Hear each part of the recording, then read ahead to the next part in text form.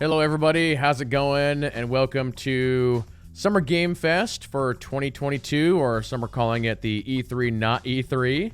But yeah, this is the first big showcase, the Jeff Keighley Summer Game Fest. So we'll be covering this for about the next 2 hours, apparently is what the runtime on that is. And then after that, they're doing another show called Day of the Devs, which we'll also be covering here on the channel. Before I get too far, let me go ahead and invite JT back to the channel. How's it going, JT? Hey, how's it going, Kidley? Going pretty good. Good, good. So yeah, this is the one show that literally anything can show up at.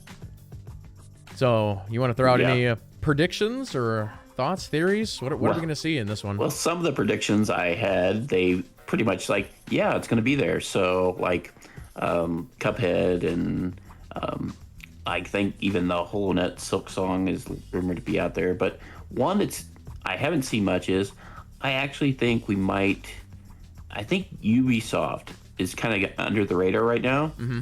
I think Ubisoft might show up. And I'm not exactly sure how they'll show up. Could it be the new Star Wars game? I'm hoping, but not so sure about that. But I don't know. Maybe they've been hinting at this new live service Assassin's Creed. Mm-hmm. So I don't know if that might be something we get to see in, because I think we've got all the DLC for the latest Assassin's Creed. So maybe it's time to start hinting on the next version of that. Yeah, so that's kind of where I'm going. Yeah, and Ubisoft is not even doing a show this year, so I feel like if their games are going to show up anywhere, it's probably here. I mean, maybe Xbox, but yeah, probably here. Yep. I think we might get maybe a tease at the new Forza Motorsports, but I think that the big reveal on that will be obviously Xbox, maybe. Yeah, 100%. So Keighley's been out there actually kind of spoiling this event a little bit. We know about 10 or so games that are going to be here. They're also saying that they're going to do a lot of like extended like gameplay stuff. So a couple minutes ago, Keighley was out there saying that they're going to show the Modern Warfare 2 remake, and it's going to be like 7 minutes, and they're going to show a revamped version of Marvel Midnight Suns, which I'm really interested in seeing. Yeah, I am too. I think we definitely need gameplay. We have to see gameplay on that. Yeah. But yeah, I've been trying to think, like, what do I think is going to be their one more thing? Oh, their video just went offline.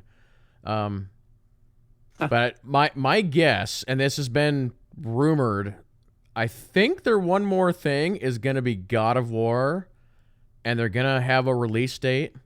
And right now there's conflicting reports on whether or not it gets delayed into next year or not. But I think we will see the date.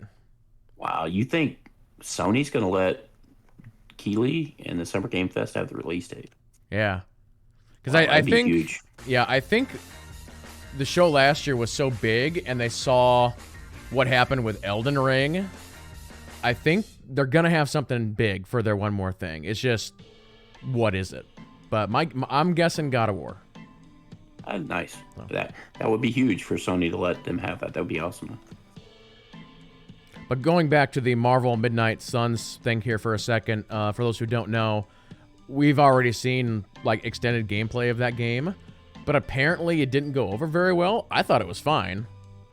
Yeah, same here. But apparently the devs were out there saying that they decided to revamp the whole thing, and we're gonna see what that is today. So I'm up for a new Marvel game, but I'm very curious to see what that is. Wow. Do you think they got rid of the XCOM Tactical? From what I hear, the problem is people didn't like the card system. Oh, I got you. So maybe they're going more XCOM with it. That would be, I'd like that. I'd like that welcome. Especially since now you've got the Marvel card game that's out there that just came out for mobile and PC. Yep. So. Any other thoughts on what we might see here?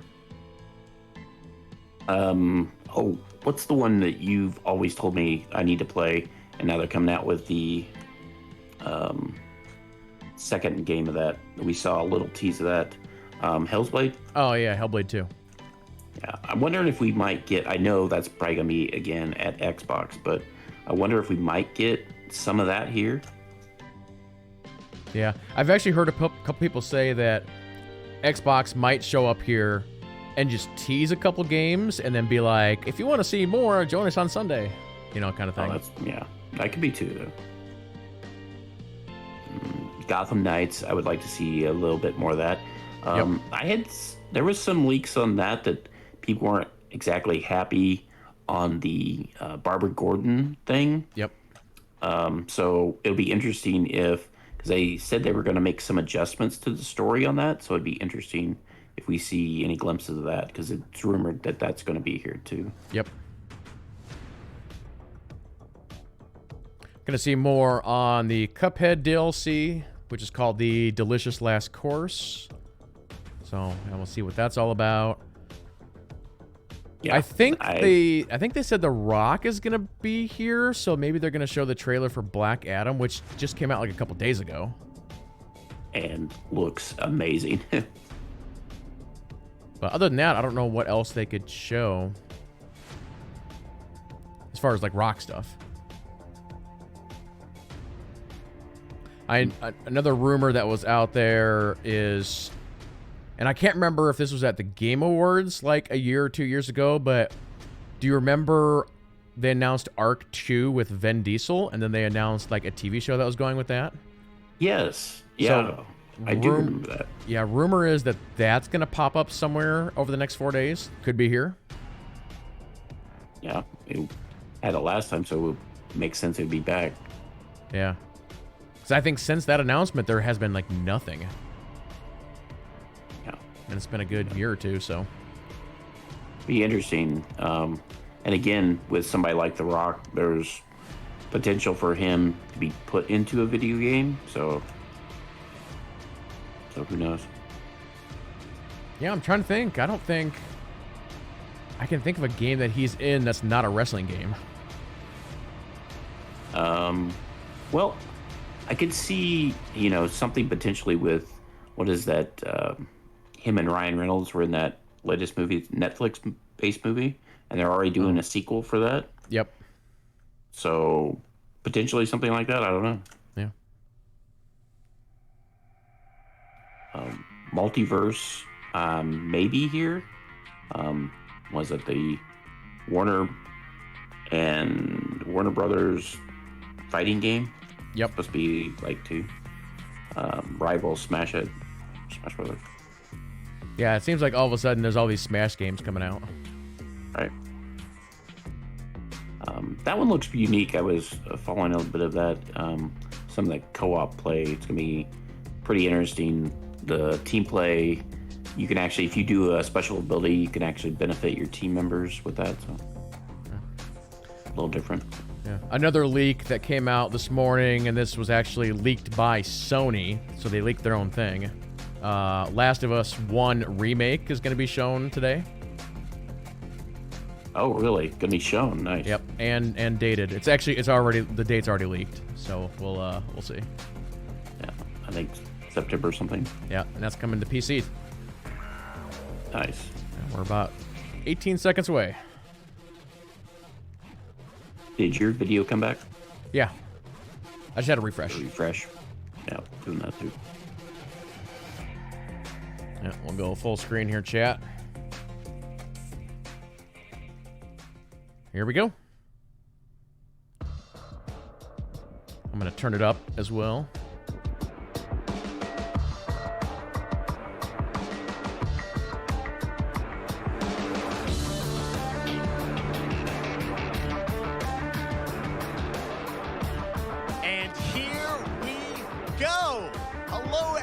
I'm Jeff Keighley, and this is Summer Game Fest, a live showcase of what's next in the wide, wide world. I'm going to turn it up a little bit more, chat. We are live here in Los Angeles, so whether you're streaming from home or watching inside an IMAX theater, welcome to our showcase event.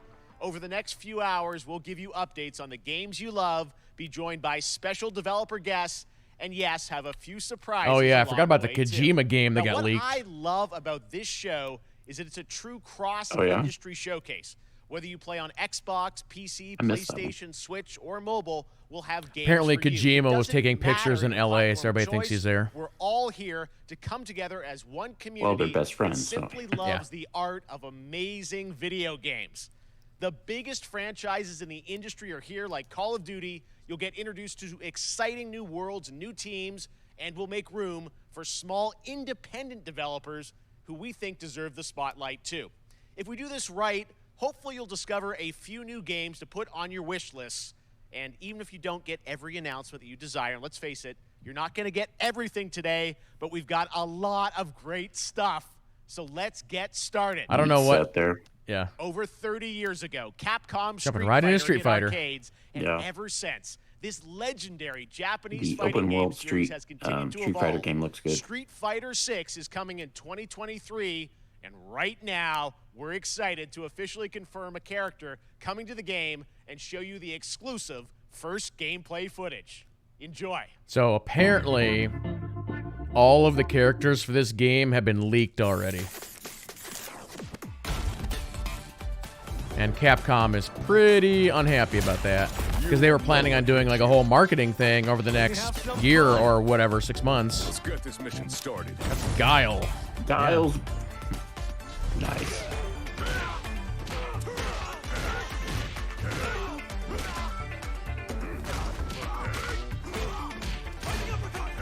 I remember playing the original Street Fighter back in the day. Good fights. Yeah, I like that they're giving nods to the original settings and stuff.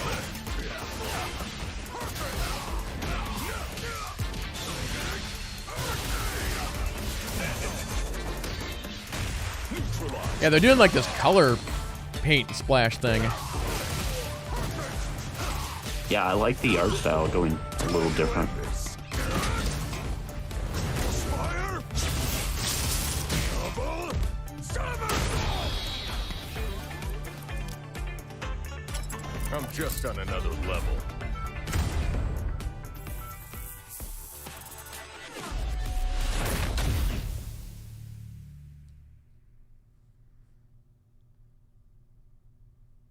I think it's dated, yeah, next year. Again, 2023. It's all about the comb. All right, next it's time for a brand new game announcement here at Summer Game Fest. Check this out. All right. World premiere. 20th Century in Focus.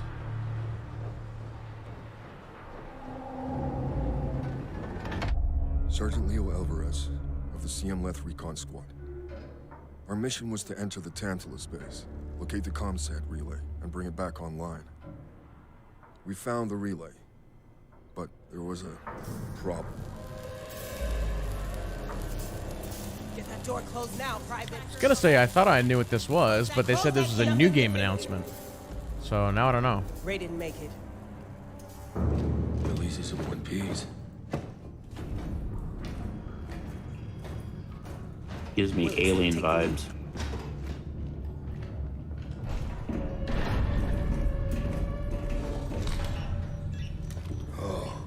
This ain't good.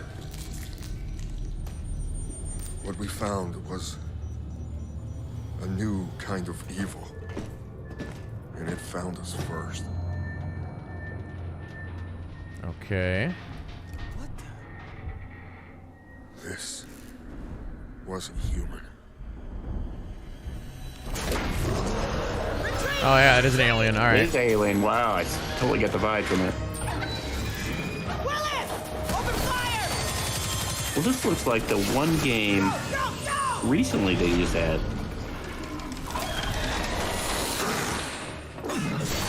Alvarez! Through that door!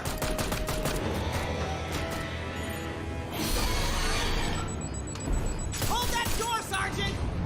So is it gonna be like a team-based shooter? Yeah, that's been out. I don't know what I saw in there. But I know when I close my eyes, I still see it. Now everyone's dead.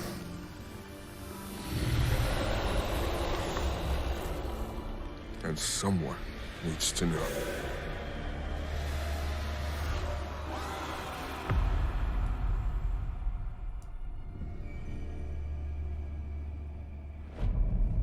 Dark Descent.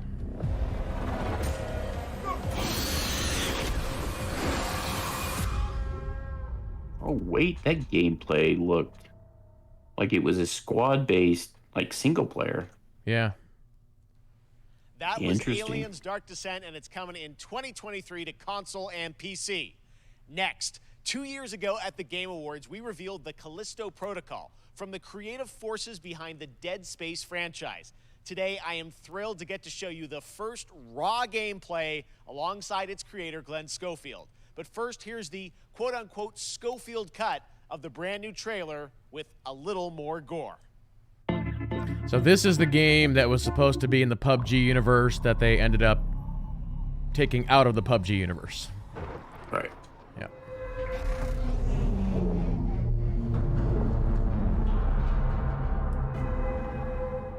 But yeah, this is from like the original guy that did Dead Space. Take Like a the look creative outside. director or something like that. Did you know that they call Callisto the dead moon? Dead. Just like you would have been if I hadn't fished you out of that wreck. So whatever you're holding on to right there, that's your old life. You gotta let that go. Because your new life is entirely in my hands. I'm just trying to give you a chance at rebirth. Yeah, he's got 1 million viewers on Twitch.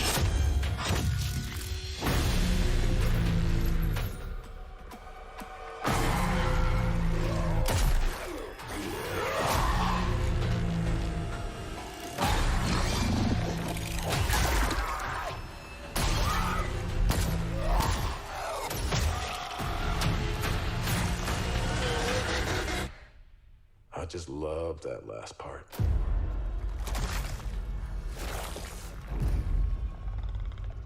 Gives me chills every time.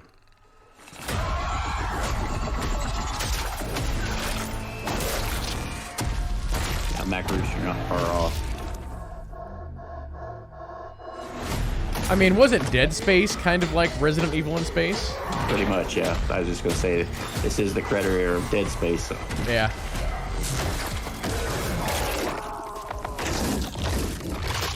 Oh my.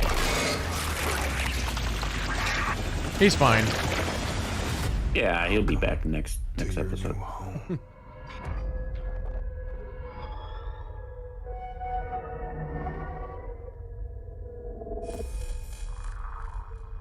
December 2nd, which we already that date was already known.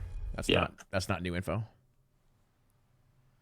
That's right. We know what you wanted to see. And joining me now, Glenn Schofield, Striking Distance. Glenn, first of all, congratulations. This game looks absolutely incredible. And I got to say, the fact that you have built this team, this studio, new IP, shipping this December, all in COVID, blows me away. So congratulations. Yeah, thanks, man. You guys know my thanks for opinions having about us. December I release do dates. appreciate it, Jeff. I don't like them. And, you know, for a second, just give me a second. You know, I want to thank you for all you've done for the game industry all these years, man. I think I've known you like 16, 17 years now. Yeah. And you've been an ambassador.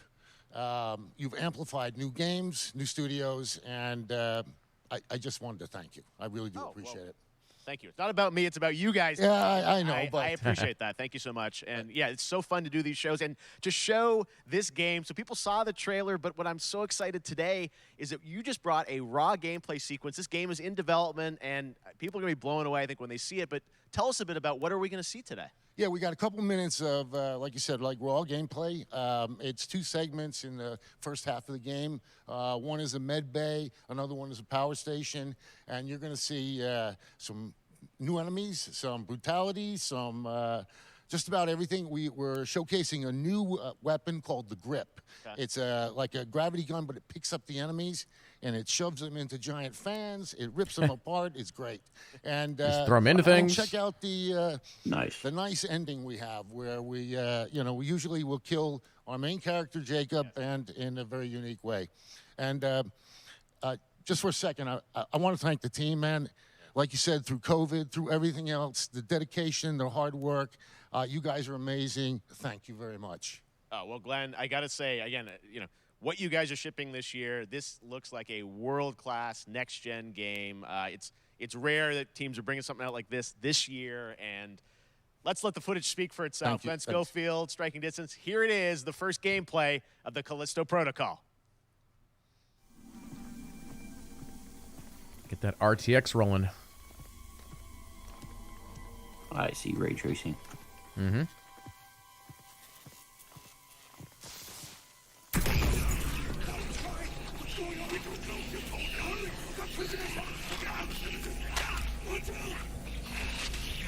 Kind of like that Division memory kind of thing. Yeah.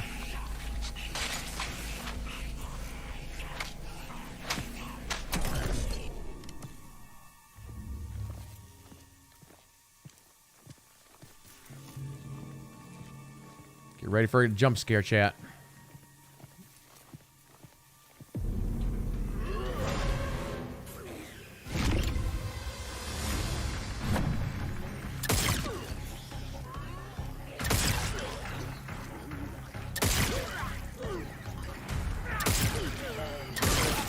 His limbs coming off.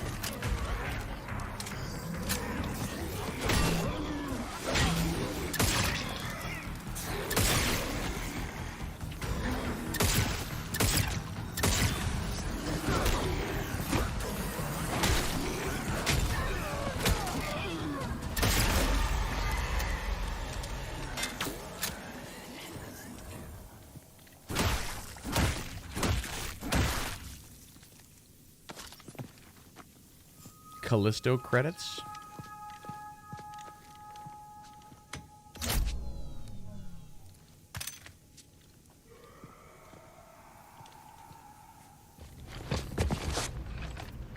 That's a cool suit.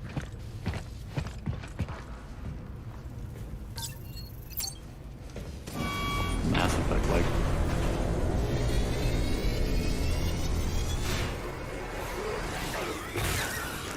Ah. Got the new suit all dirty.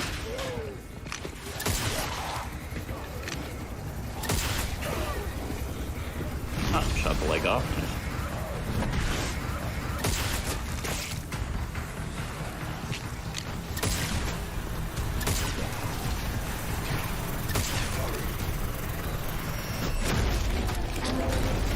Oh no.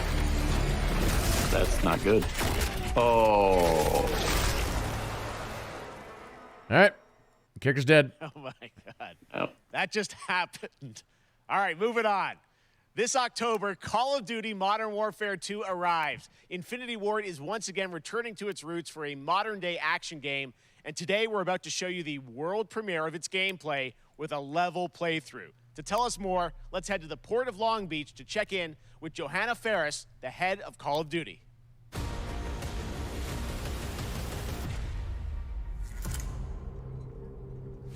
Hi, everyone.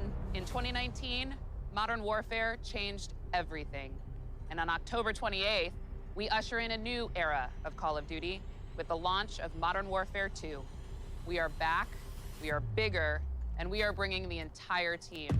So I have a question. Gaz, Soap, Alejandro. Why are they not calling and of this course, like a Ghost. remake? We needed Because it is a stage remake, big enough right? To debut Call of Duty in a whole new way, inspired by the world we're about to enter. Oil rigs, cargo ships. Because they already had a Modern Staggering Warfare odds 2 with are these just the characters. beginning. Here is Modern Warfare. But I don't know if it's a remake. It's interesting how they title their stuff. I guess we'll see if this is a level that we recognize. It's been a while since I played that game. Yeah, because I don't think it is a remake at all. I think it's some of the same characters, but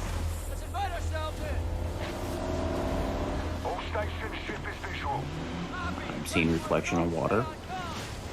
We forward, clear, disarm that missile. Be ready for anything. This could be a trap. Actual, we're set. Copy. Get to work. Honestly, the first thing that comes to mind is that this does not look as good as the game we just saw. Up and at 'em. Visually. Yeah.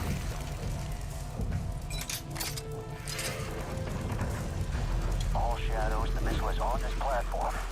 I want full containment. I want to say this was a level in Modern Warfare 2, but again, it's been a long time since I played it. 3AQ internal. 2-1, making entry. So, cut right clear through.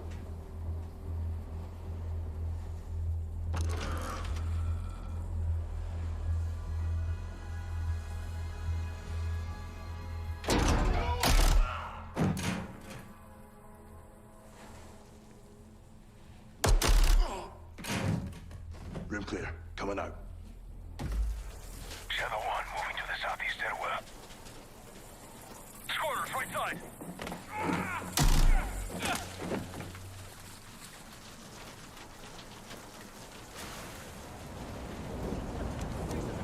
Two above.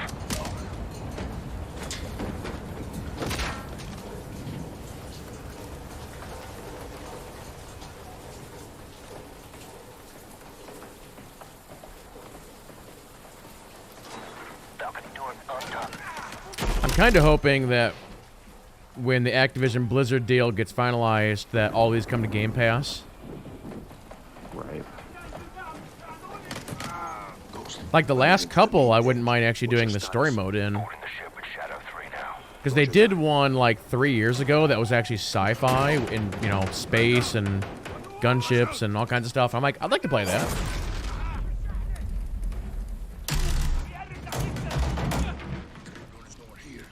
We need to move fast. All shadows, force out. I want eyes on that container now. 2 copies, moving. We gotta roll.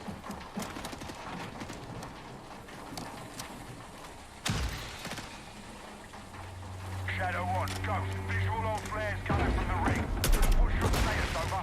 Ghost, they're signaling the ship. They're gonna launch that missile. It's first stage. There's still time. All shadows. Missile is on the helipad.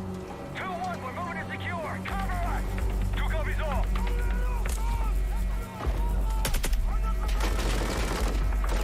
J Mallman in chat saying that Call of Duty was actually bad, was it? The sci-fi one.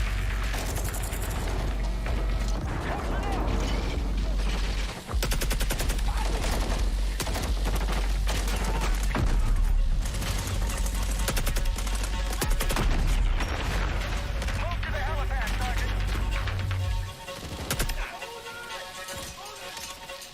Go, hit the stairs. Flank 'em.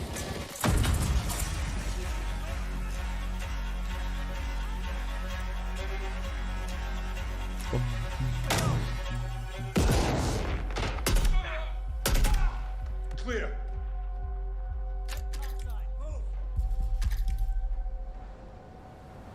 I mean, looking at this, you're like, yep, this is Call of Duty. Oh, It's like nothing Roger that. special. Confirm when the objective is neutralized. Open.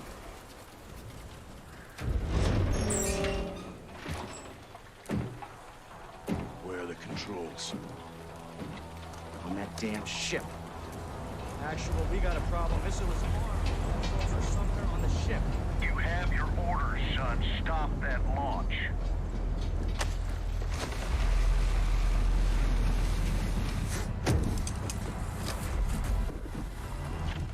Let's move out. Go. This is Zero 1 back in the water. Inbound to your position. yeah. I would like to know if we're playing remake or not. After that, once we're on deck, we push to the bridge. Fast. Secure those controls. Stop this missile. Yep. How do we board? Take the ramp. Hold tight, Sergeant. You're crazy, Sergeant.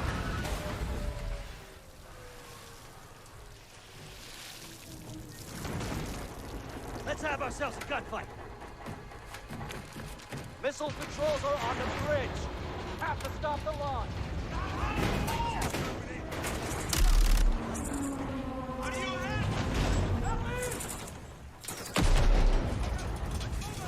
Alejandro, maintain overwatch from the rig. We're forcing up. Copy that. I like the shifting cover. That's kind of cool. Yeah.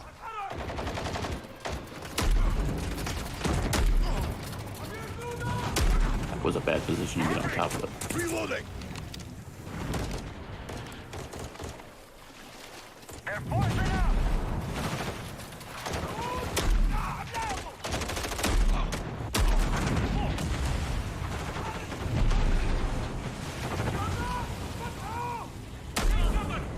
I'm moving.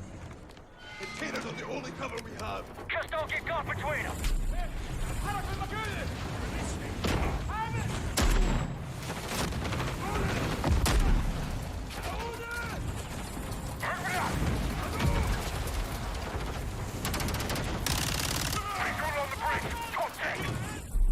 Entry on the third. We have to get to that door. Check your corner. Watch the container! X-ray down! Horse right. Shadow 1, the missile's preparatory. How far are you from the bridge? This is 1. We're pushing towards the entry now. Sir, I've been shot a couple times. I'm bleeding. Do my best, sir. Taking on water. They closed off the bridge entry. Secure the deck and we'll blow the door. Visual on bridge entry. Check it. Controls are internal. All right, stand back. This is Shadow 1 going explosive on bridge entry. 3, 2, 1. Execute.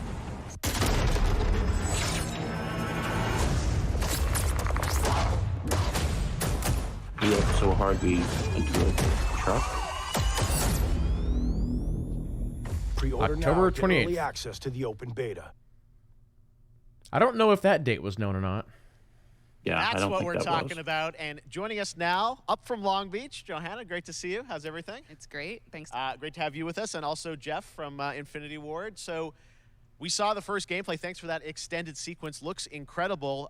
Jeff, tell us a bit about that mission. Where is that set in the game? What are we seeing there? Absolutely. So first of all, we're really excited to welcome back Captain John Price and Gaz Garrick. You know, they're not actually in what we just saw today, but they're returning members from 141, and then the other two characters that you may recognize from the older franchise that we're reimagining are Simon Ghost Riley and of course Soap John McTavish, and then a couple other new characters in here that we're really excited that we got to create for this game. First, Commander Philip Graves and Mexican Special Forces Colonel Alejandro. And Alejandro, I gotta say, it's a character we're really excited about. He's a guy who's super capable and a guy who's just as important as Task Force 141. But as far as the level's concerned, you know, I got to shout out to IW. You know, this was a tremendous collaboration across all of the different disciplines. As you saw, everybody coming together, some really motivated devs here. And, you know, you saw the wind and the animations and the awesome sound design. And of course, our new water tech, which is actually pushing the boat in different directions. It's creating a physically dynamic environment, allowing We literally for the cover created you the were seeing. ocean. In certain cases, you could be behind cover, and then suddenly that cover would shift and leave you exposed. Okay. But it also leaves the enemy I'd exposed. be creating this curious emergent if that gameplay. means that changes So, again, I'm each very time you excited. go on the Just ship. It can't wait. I'm rocks so excited that we differently. get to show it off Yeah. today. And that's just a hint of where things are going to go. Johanna, tell us a bit about Call of Duty overall. Modern Warfare 2, obviously, you know, we're so excited that it's back this year, but you've got lots going on across Call of Duty. What can we expect from you guys this year? Yeah, we first of all, thanks for having us here. We're just so excited for October 28th. It's such a big moment, not just for Modern Warfare 2 and everything that Jeff and the team at Infinity Ward have built, but it really marks the step change, what we're calling a transformational moment for the entire franchise. You're going to see incredible rendering, incredible graphics, all the things just within the game itself, built all on one shared engine now across Warzone and Modern Warfare 2. Be curious to going know what forward. engine that Of is. course, there's a lot of chatter and interest about the new Warzone experience. We're affectionately calling it Warzone 2.0. There will be a standalone experience of Warzone for current existing players as well. So we're going to sort of feed the entire community there. But all eyes on the 28th. And again, I think the collaboration's just been incredible. Everybody's so excited for Task Force 141. Warzone coming to mobile as well for players on the go. We're on Steam, as you know. I mean, so it's just a big moment, and there's going to be a lot more to come in the months to follow. Well, before we leave, we got to ask a little bit about Warzone 2. I know we just, we're showing gameplay here on this, but can you tell us anything? There was a little bit, it seems like there was a little bit of a tease maybe in the trailer yesterday. Yeah, when we're seeing that from the community, we love when the fans can pick up some things, some chatter about maybe seeing high-rise and other elements, but we will get into the details of Warzone 2.0 for sure. It will be an extension of the Modern Warfare 2 universe, so all the more reason why we think this game, this moment, is such an important title for all of us looking ahead. And like we said, we're having a bold vision around the entire future for the franchise, so we're in position. We're really excited. All right, well, we're looking forward to October. Thanks so much for giving us a first look at the gameplay. Call of Duty, Modern Warfare 2. Thanks, Johanna and Jeff. All right, well, we've got lots more Summer Game Fest still to go, and now it's time to announce a classic PC gaming franchise is coming back with a sequel over 30 years after its first release. I loved this game when I was growing up, so I'm honored to share this very first look. All right. Oh.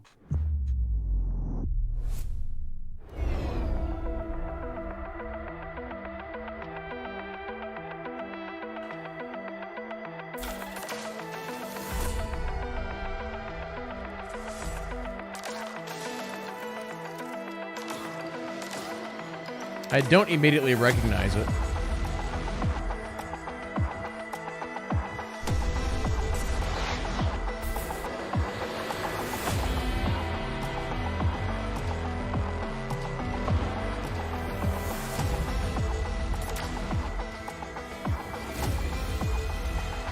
I'm not either.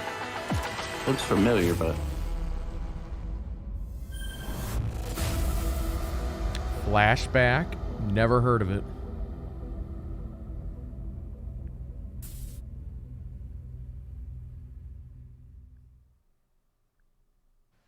All right, let's turn back time. Back in 2017, we announced Witchfire at the Game Awards. Almost 5 years later, I am so excited that the team at the Astronauts in Poland has put together an in-depth look at the gameplay of this dark fantasy Look at this up here real quick. which will enter early access soon. I am so excited to play this, and I bet you will be too after you see this. All right, so Flashback came out in 1992 for the Sega Genesis. Yeah, no.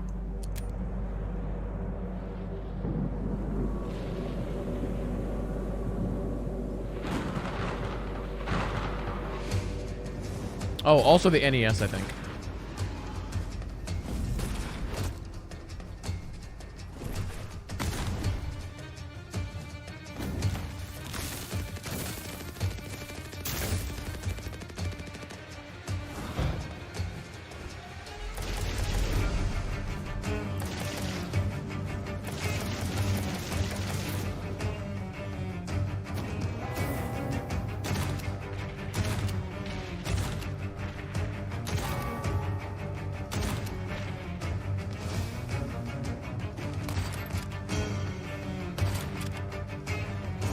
This is like New World if it was a shooter.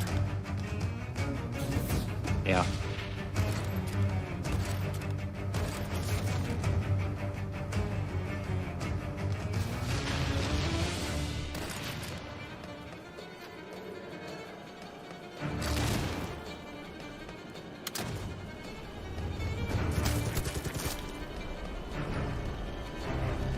I was thinking like a steampunk Doom. Yeah.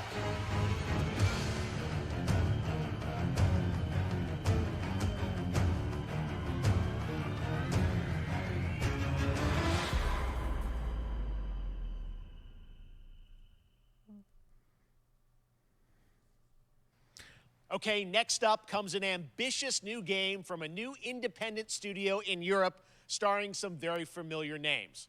Enjoy this world premiere new game announcement. All right.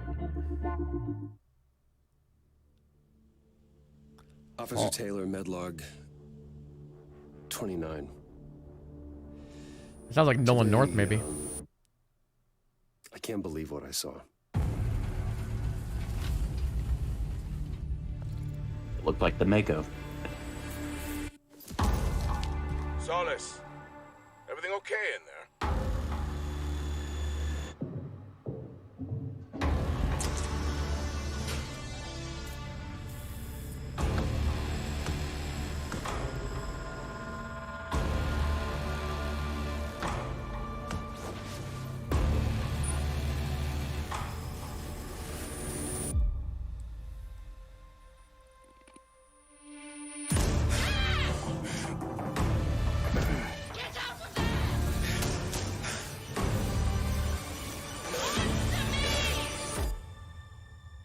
Something's going on here. And I need to find out what it is. Soulless. Okay, Troy Baker. Okay. Julia Brown, Roger Clark. That's something brand new. Speak of the And devil, look there he who is. It is Troy and Roger in person.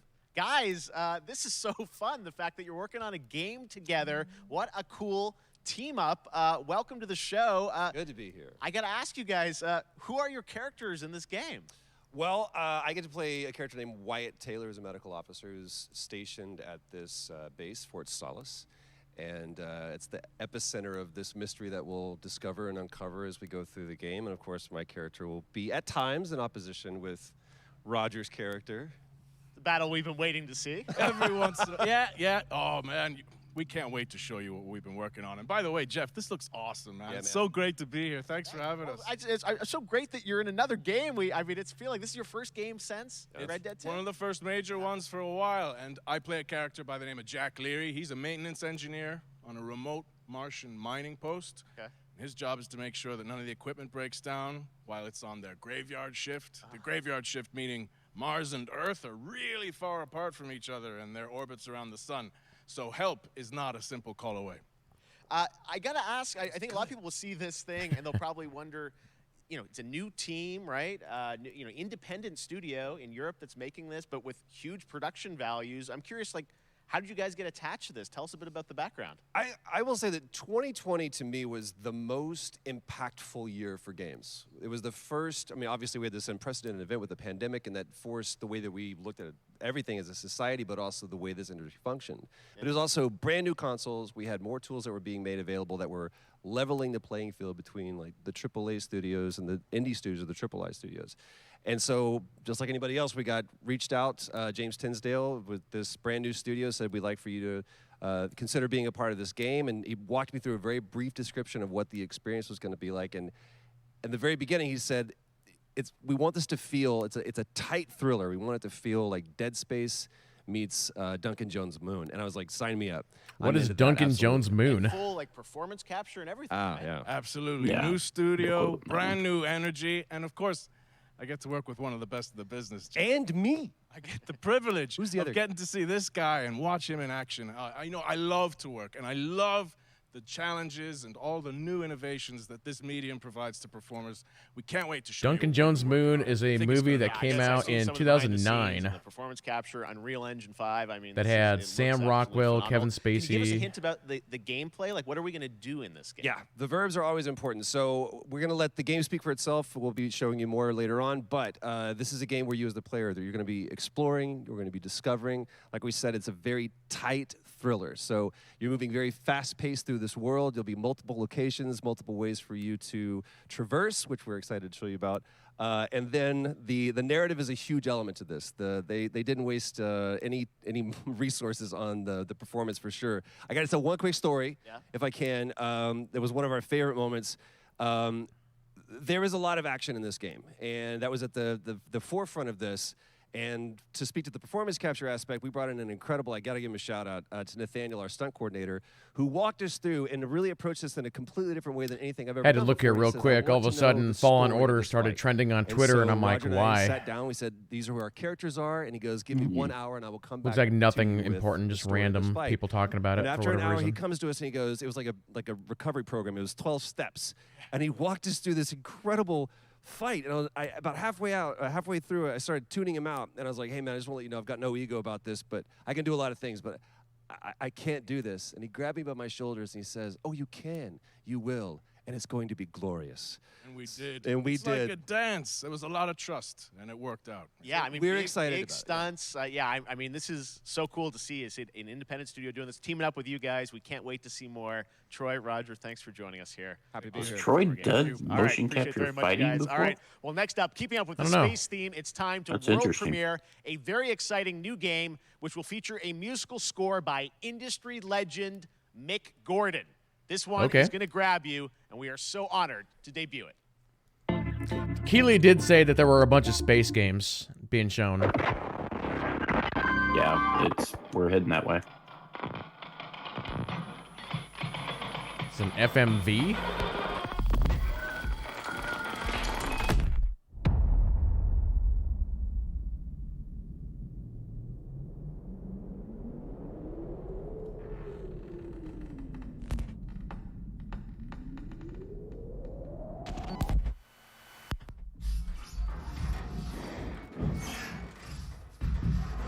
Jump scare coming. The Reapers are coming. That's what it is. Reapers. Or Terminator. That's not a Terminator gun. It's like a video camera.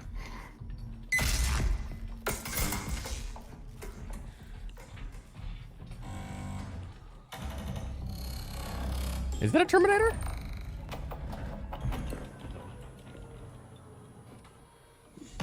Don't think so. Oh. Now you're dead. Nope, it's not. It's just scary robots.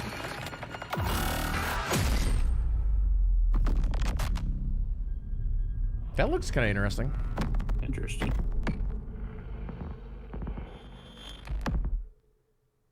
What was it called? Routine? Doesn't that look great? That Yeah, was Routine. coming to Xbox and PC. It was first announced a decade ago and is now officially back. I can't wait to see more. Now it's time to check in with a very special guest who's been in his fair share of video games, including most recently Fortnite as the Foundation. Oh, this has got to be The Rock. Dwayne Johnson, Yeah. welcome to Summer Game Fest. How are you? What's up, everybody? And what's up, Jeff? This is The Rock. I'm And at the what is gym. up to the Summer Game Fest audiences live streaming right now around the world and everybody inside the epic IMAX theaters. Dwayne Johnson here, coming at you from my Iron Paradise, the very hot and sweaty and smelly Iron Paradise, powered by, of course, Zoa Energy, the #1 fastest growing energy drink in the Get game. out of here. You guys know me by a lot of nicknames. The Rock, Smelling that. Spanish, Uncle Handsome, sexiest man alive, big drink energy. Always room for a cheesy joke. There's always room for the extra large cheese pizza, especially when I'm delivering, and I deliver them often. You guys also know me as the greatest and most electrifying surprise in gaming that happened. You know me as the Foundation. And I gotta tell you guys, #1, thank you so much for the crazy response of me becoming the Foundation, but also I gotta say that, I've had such a pleasure working with Epic Games and the teams over there, and we cannot wait to show you what we have in store for the future. And speaking of the future, in the future, you will also know me as Black Adam. Black Adam, as millions of you know around the world who know the Black Adam mythology, he is ruthless, he is unstoppable. And for those who don't, I always like to say a quick tutorial is this. Black Adam has the powers of Superman, but the only difference, well, there's a few differences, but one of the biggest differences is Superman's weakness is magic, and Black Adam's, one of his superpowers is magic. So you do the math. October 21st, I cannot wait for you guys to see Black Adam around the world in theaters only. And you guys will finally see the hierarchy of power in the DC universe change. It has been an honor to become Black Adam, and it is a role that's in my DNA and that I was born to play. I was born to play the Man in Black, and I'm honored to show it to you guys on October 20th. He's been trying to do that So role until for then, like many years. Yes. Stay healthy, stay safe, stay focused, keep having fun, keep kicking ass, Enjoy your gaming. And I'll see you Chat, down I would the like to road. announce my sponsorship. This is Black Adam. Water. Oh, I'm not going to show this trailer. What Hold have on. your powers ever given to you? Hold Nothing on. but heartache. Potential DMCA, so I'm cutting the trailer. Then I was reborn a god. Meanwhile, more on your waterhead. Now, I'm going to kill the audio as well, chat, just for a second. We got Black Adam flying with some F-22 Raptors. He just punched one. He stands up. Futuristic city.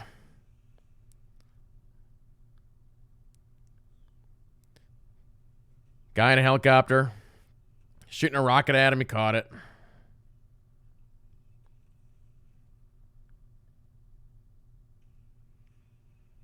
All right, that's the end of the trailer.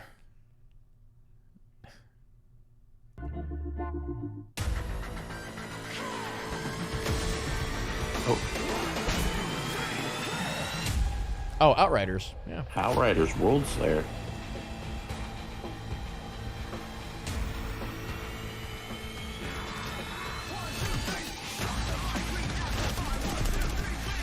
I'd like to get back into this game. Yeah, some of the changes they've made would make it look like we've done a lot of good improvements. Yeah.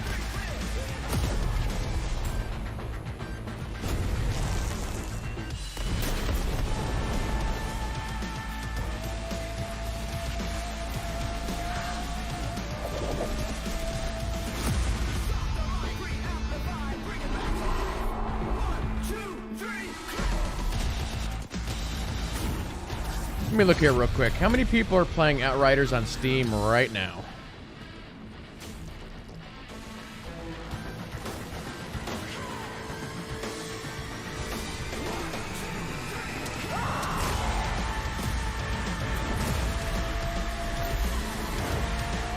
$843.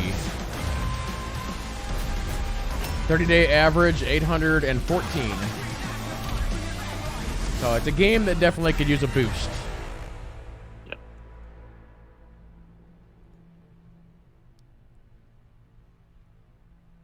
Oh, 6/30/22. Yep. Is the month.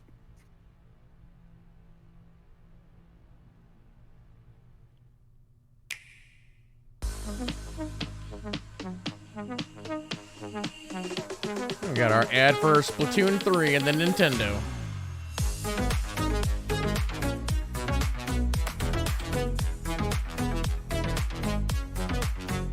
Nintendo's like, yeah, we'll come to your show, but we're just going to show like an ad.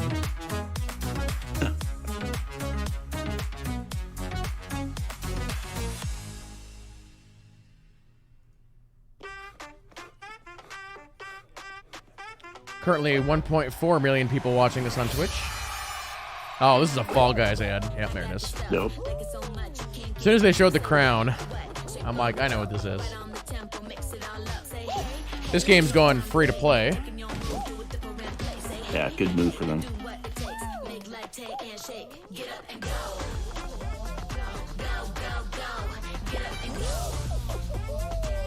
Get up and goes and going mobile.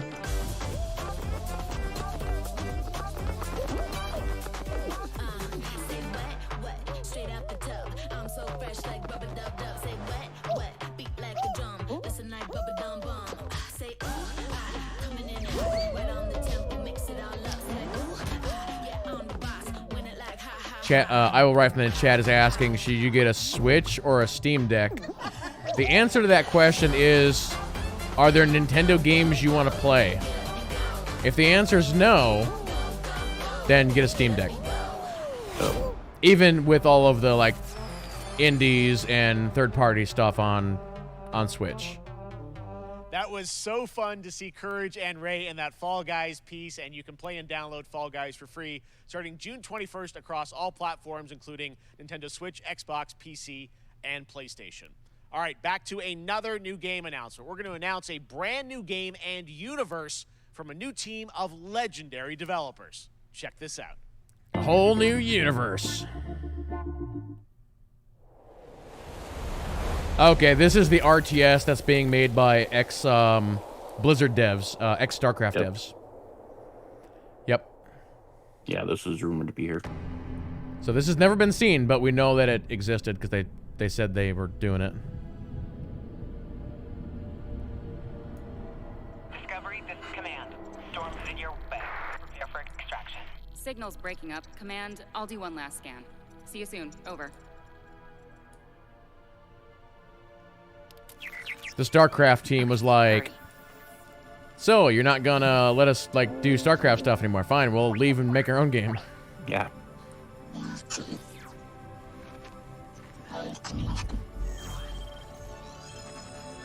we're talking.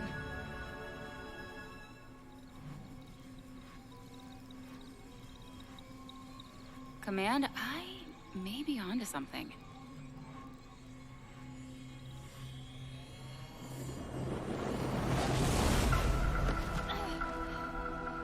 Now she did it.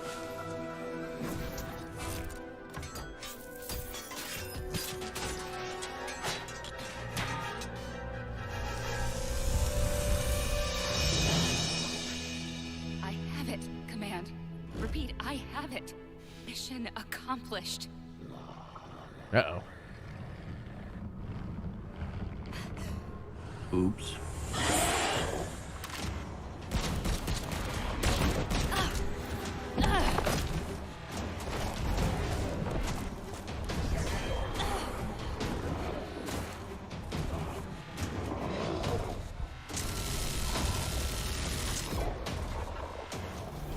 Hang tight, Doc. I've got this. That's a prepared archaeology team. Yeah. Weapons and a mech. That looks like Diva's mech from Overwatch. Yeah.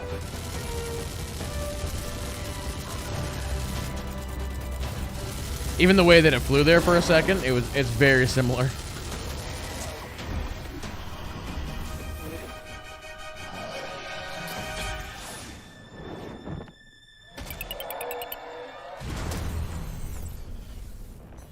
Glad you could make it. We gotta move. Now. There's a storm coming. And hell's coming with it.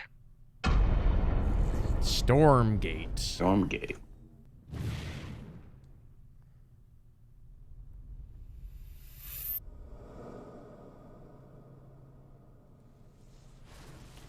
Yeah. Was down for good RTS. There you have The it, Tim. 2023 beta? Congratulations. Stormgate is real. We have a name and some details. So, first of all, congratulations on this announcement. We're so excited about the return of RTS, brand new franchise. What is a Stormgate, though? All right, so Stormgates are portals that open during a massive solar storm. A lot of people have thought it was pretty unleash the funny that they infernal came from host Blizzard on and they call future themselves Frost. Okay. And we Yeah, saw Frost some hints of Giant, some. yeah. I mean, Yeah. you know, you guys coming from Blizzard and StarCraft, everyone wants to know about races. You know, tell us about the sides in this RTS game. Yeah, we're unveiling our first 2 factions today, but there will be more. So the Human Resistance, and we saw an archaeologist from the Human Resistance in that intro cinematic, and then also the Infernal Hosts, who are these demon-like monsters who come from another world. I think one thing everyone wants to know about, especially your background pedigree of the team, of, you know, where do you want to push the RTS genre? It's something we've all loved for decades, but, you know, opportunity for a lot of innovation. I know you're Not gonna show us, I think, exactly the most hints of popular where you're genre gonna go anymore, but image-wise with the actual Right. gameplay made in Unreal Engine. But any sense of what you want to do for the gameplay in this game? Absolutely. But the first thing I want to say is we are very consciously trying to stay true to what players already love about RTS, where we're really trying to push the genre and be innovative. First off, approachability. For one thing, we're free to play, but no pay to win, no NFTs, nothing like that. Just to Nice. lower that barrier. to interesting entry, get players comment in. there. But we're also really trying About to be a lot more no pay to social. win and no So you'll be able to NFTs play based on a campaign Diablo Immortal cooperatively. just coming We've out. got 3-player open-ended co-op. I heard and we've that. even got 3 versus 3 for competitive multiplayer. But of course, we've also still got 1v1 competitive. And as a little surprise, I think we've got some first kind of work-in-progress images from the game, right? Yeah, these are still very much being worked on, but some shots of actual This is assets that we're building in Unreal It's like Engine concept 5. art. Wow. Well, I love it. And 2023, you said for the beta, so people can sign up Okay, now. there we get kinda ready, go. And I'm Alright. just so thrilled that there is a brand new RTS franchise coming from you guys and your background and what you did, at Blizzard and StarCraft. We're so excited about this team, Frost Giant. Thank you so much for giving us your announcement today on Summer Game Fest. Thank you so much for having us here. Really grateful. Awesome. All right, Frost Giant, Stormgate, keep an eye out for it. Now it's time for another indie game announcement that I'm excited to share with you. High Water. Check this one out. Is that the name of the game or the dev?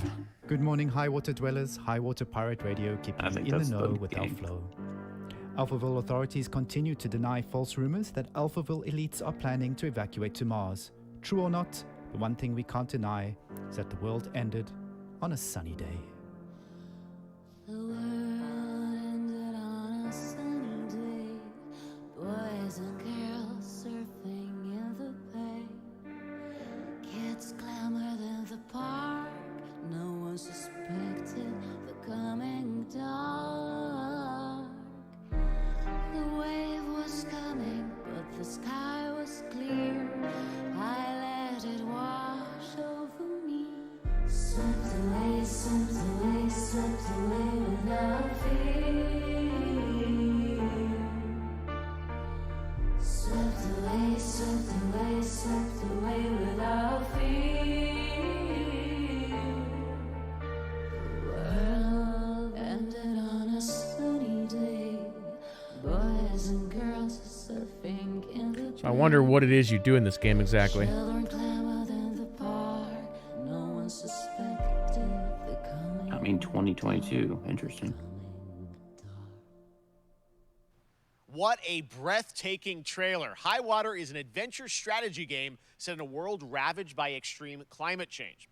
Now, speaking of the world around us, the conflict in Ukraine is not far from anyone's mind, and it's impacted the development of games, including Replaced from Sad Cat Studios, a Yep. Belarusian studio with This got devs delayed. from Belarus and Ukraine. The team had long hoped to reveal a new trailer here today, but were understandably unable to complete it in time. Guys, I just want to say we're thinking of you and all the developers impacted by the conflict. Yeah, Replaced, Hope to this be game able to looks share amazing. Your work at a future show. All right, our next game is an official selection of the Tribeca Games Festival. It's American Arcadia, where you play Trevor, whose life is being televised with the viewing population constantly surprised voting it was- up this or was gonna be down. here. When you become unpopular, you need to start running for your life. Yeah, I wonder if Stalker 2 is going to this show out. up at Xbox again.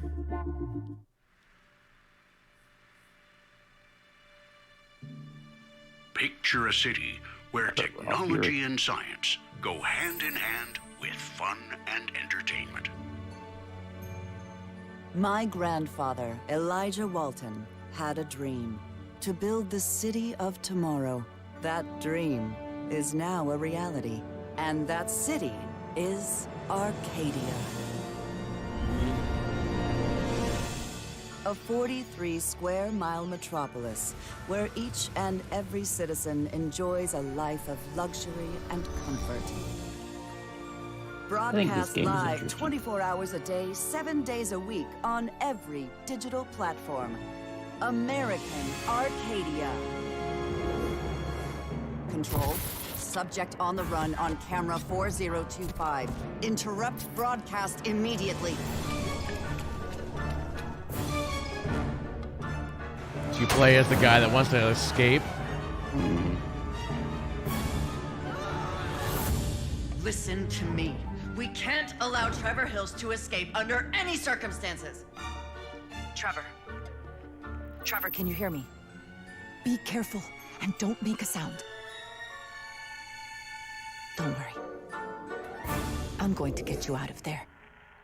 Huh, that could be interesting. No. Imagine there'll be more at the Tribeca. Apparently, we've made it to the beach. Next up is a sequel we've all been anticipating for a long time. There's Trouble in Paradise, and watch out, you don't want to get bitten. After many years of rumors, we finally get an update on this much anticipated sequel. Okay. Yeah, that's what I was going to say, Truman Show. Is this the shark game? Maneater? Yeah, is there a sequel to it? Maybe not. You mentioned the beach, and I think I thought of that.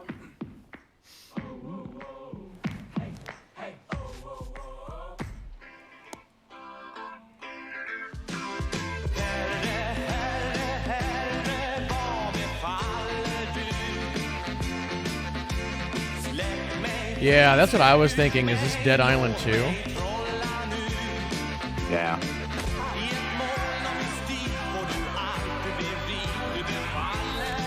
Oh, is this Goat Simulator 2? Oh my gosh, is it? It's gotta be. Yeah, you called it. But they're knocking off Dead Island in this trailer. Yeah.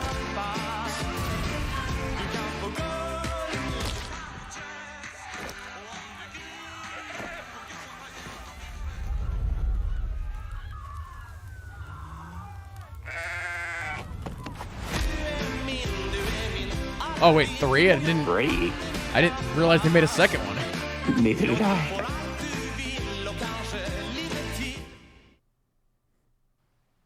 There you have it. That was Goat Simulator 3, and it's coming later this year to the Epic Games Store. Now, last year, Marvel and 2K announced Marvel's Midnight Suns, a tactical RPG from Firaxis Games, the studio behind XCOM and Civilizations. Heroes from the Avengers and X-Men crossover with supernatural ones like Blade and Ghost Rider for a battle against Lilith, the mother of demons. Today, we've got to look at some new folks set to join the battle. So chat, for those who didn't hear, apparently they revamped this game. So I'm very curious to see what the revamp looks like. The world has no hope under your watch. Ghost Rider. I'd like to see an extended gameplay. Yeah. And hopefully we get a release date. Venom.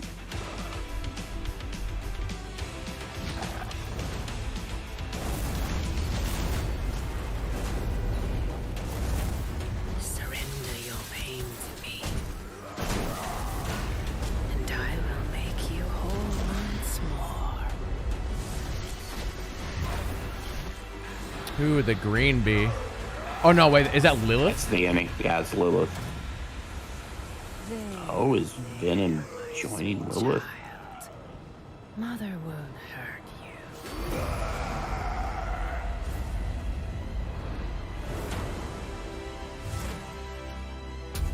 I don't think we'd seen Spider-Man in this. No, we hadn't. So that's new. I'm gonna need some backup. And Miles. So that's the Hunter. Yeah. There's Blade. Thor. Yeah. Or no, not Thor. Ghost Rider? Magic. Oh yeah, Magic. Yeah. Yeah.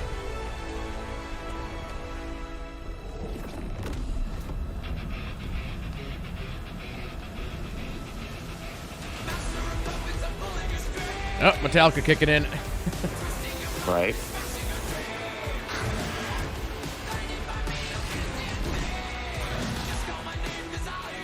Demon Venom. I like it. Hulk. Evil Hulk. Oh, no.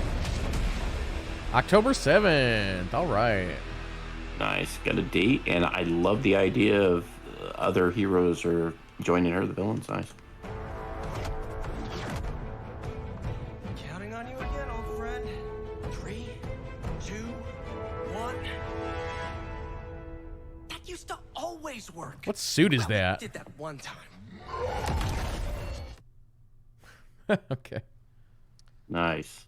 That was Midnight Suns, and now we're moving on to the wonderful world of Cuphead, the delicious last course. And can you believe it? We're only a couple weeks away from playing the delicious last course DLC. You see how they did that for Cuphead? Joining me now is Maya people Mullenhauer from will be Studio breaking MHR. their controllers First of left all, and right. Maya, it's really coming? It's really coming June 30th on all major I think they platforms. announced this like 5 years ago. I'm so thrilled, too, that I think all the fans can't believe that this is here. And I've been lucky enough to play this actually on my Steam Deck last week, and you guys gave me a copy.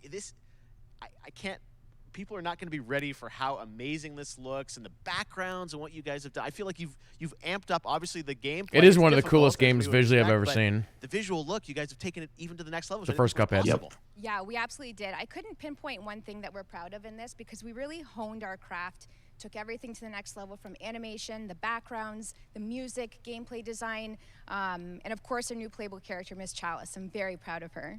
Chalice is fun to play as, and even though this is a DLC, it feels like it's its own game inside of Cuphead in many ways. It is, definitely. Yeah, you just get on the island, and there you are off to this new new territory, which is amazing. Yeah, it's our biggest island yet, super-sized bosses, lots of secrets to discover. Don't let any rock go unturned. Yes, and lots of challenge ahead. Well, I know you brought. I know you don't want people to necessarily have too much spoiled about the game, but you brought a little something for people. A little something, yeah. It's brand new gameplay footage of one of our new bosses, Mortimer Freeze. It takes place in an icy arena and features some of my personal favorite attacks and transformations. We hope everyone enjoys it. All right, let's check it out. Cuphead, the delicious last course. Thanks, Smile.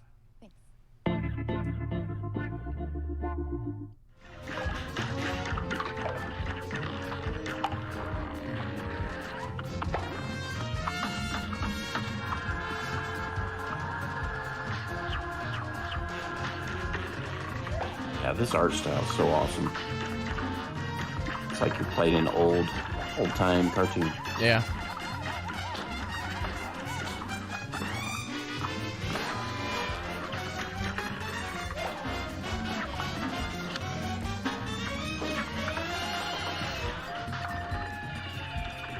Hey, Sword Barista.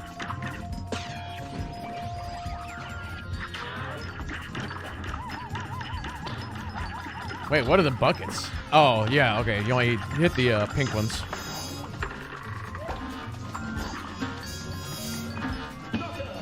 Knockout.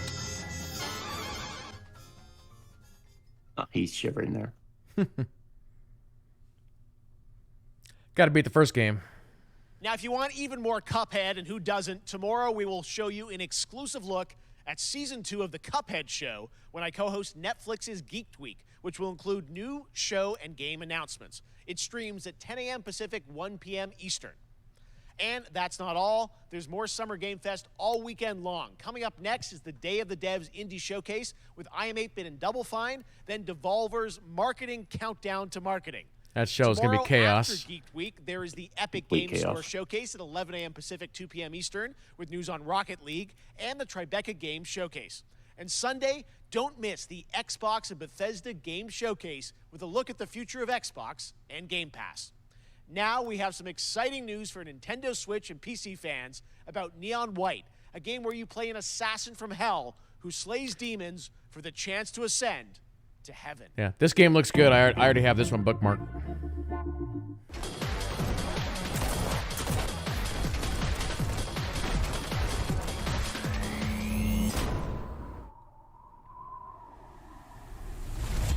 We're called Neons.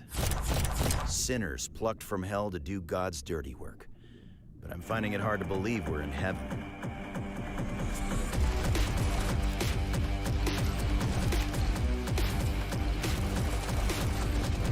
But yeah, this is one of these games where you have to do it like as fast as you can, and then as you're running, you're picking up these cards, and the cards give you like abilities or choices. You day, you mission from Almighty.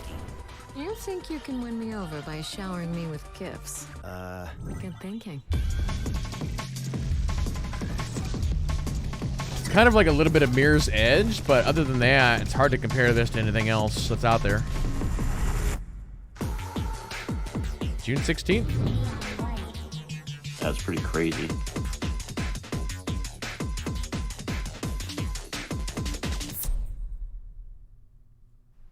We've shown you lots of games today made by huge teams. Now it's time for a game made by a single father in Poland. Over the past year, he's brought on some help to bring his vision for a fast-paced action game, Midnight Fight Express, to life. Let's take a look.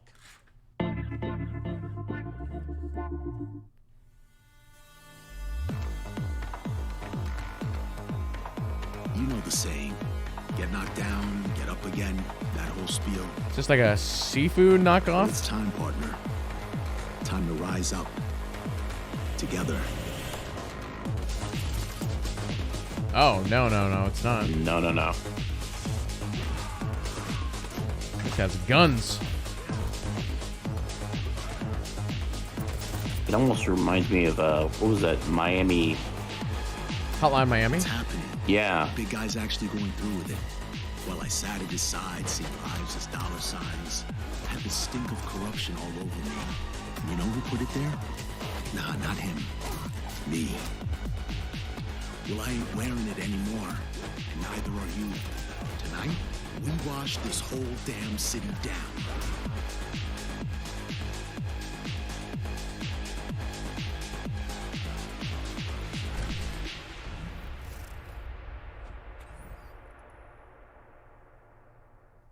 May 3rd. Such a cool game, and I'm happy to announce that a PC demo of this game is going live right now on Steam and will be part of the Steam Next Fest next week. I really want more playable games to get in the hands of you guys at home, and that's one of them. Check it out. All right, joining me now is Megan from Digital Extremes to talk all things Warframe. Megan, how you doing?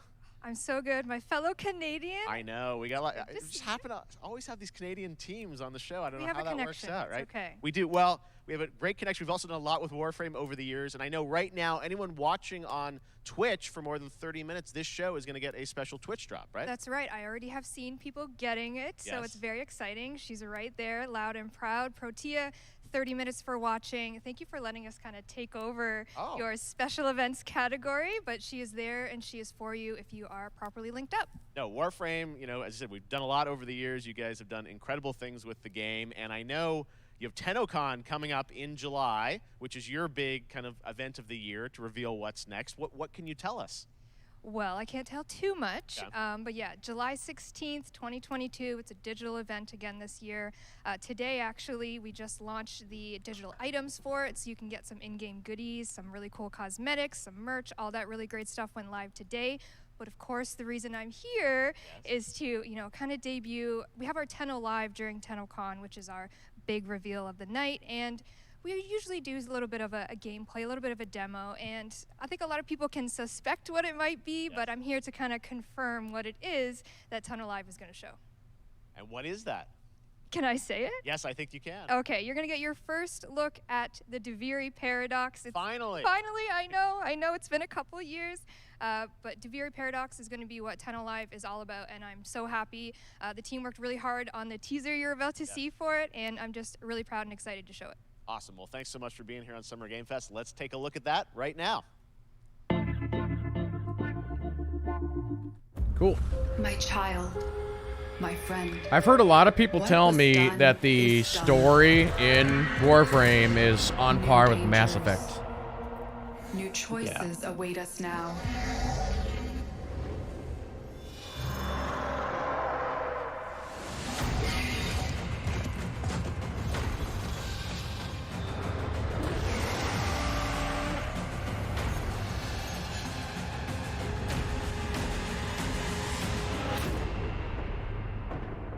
For now, dream of who we were and of who we have become.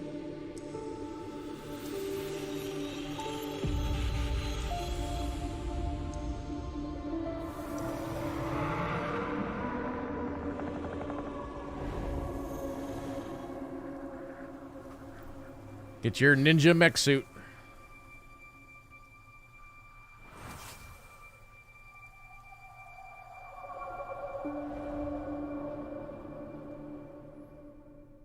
I was checking Twitter for updates.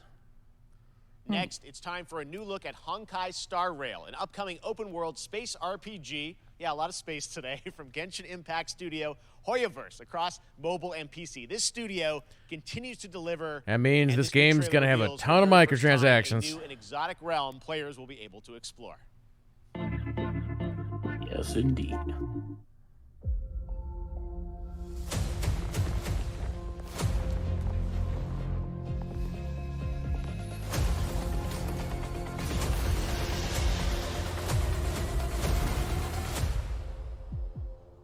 Listen, you are in a daze right now. You don't know who you are, why you're here, None of Back in them 1 matters. second, guys. In the near future, you will encounter many perils.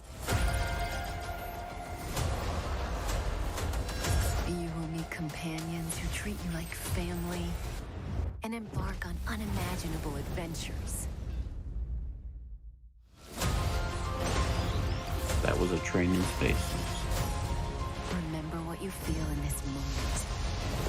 As long as you know in your heart where you're heading, you will arrive at the end of the story.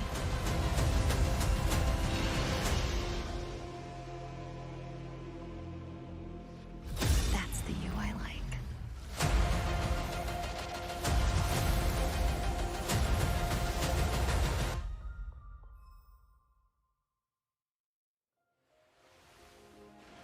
I have wine to soothe the souls of honored guests. Welcome aboard the Cienjo La Fool.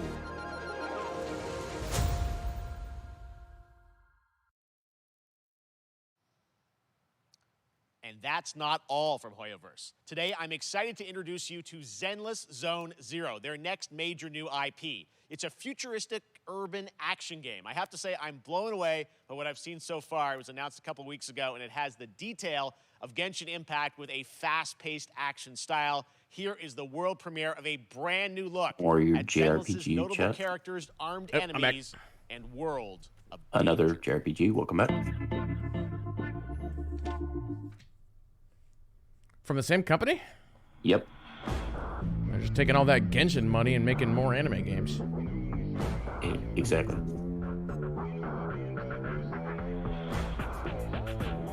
Some big guns or swords or something.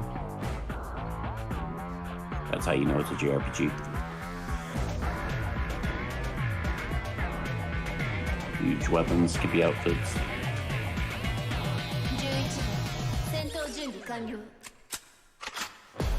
Speed mech.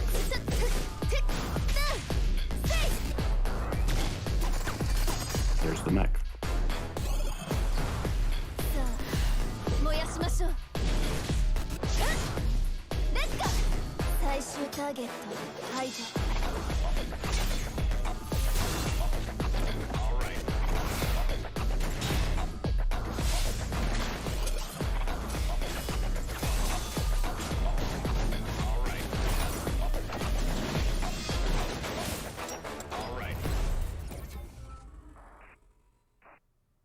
ZZZ. Zenless Zone Zero.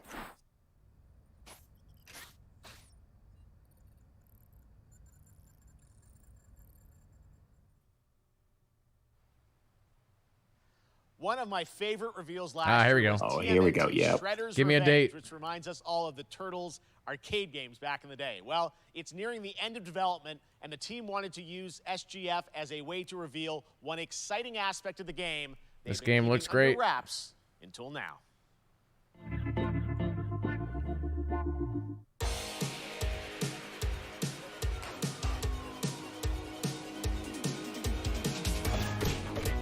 Casey Jones. Nice.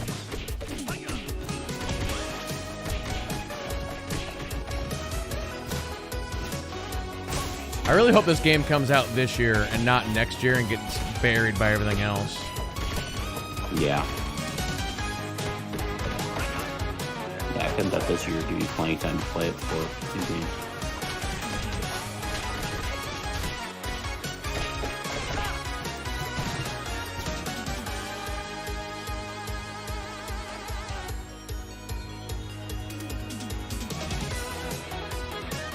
Six-player online mode. Crazy. That'd be very chaotic. Like, with so many things moving on the screen, it would be really hard to keep track of where your character is. Yeah. Especially when four of them look alike.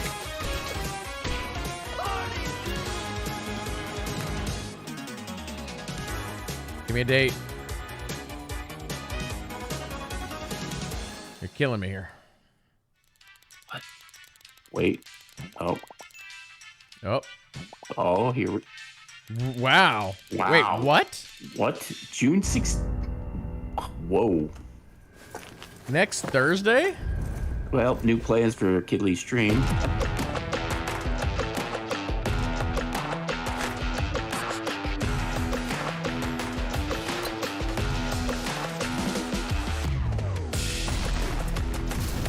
I mean, that's a good date because there's nothing out right now. So that game will see a lot of traction. Yep. That's really, really good for them.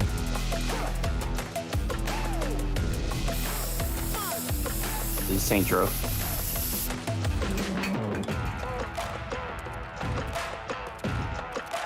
Maybe?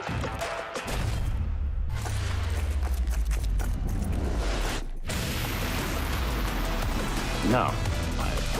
They do crazy things like that in Saints Row. Maybe. That's true. Yeah, it has to be.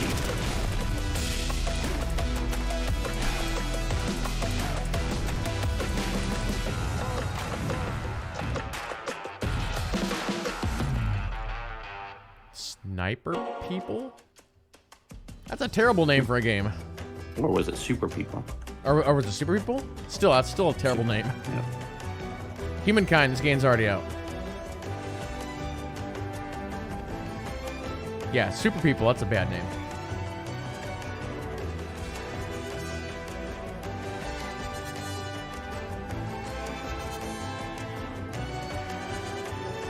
This looks like a pretty good one for your RTS. I think it's on Game Pass too, isn't it? That I'm not sure. But wait, there's more.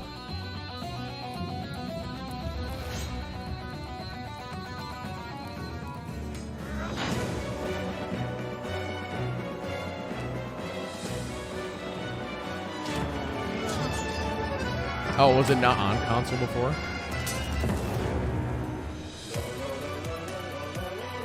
As far as I know, it was just on PC.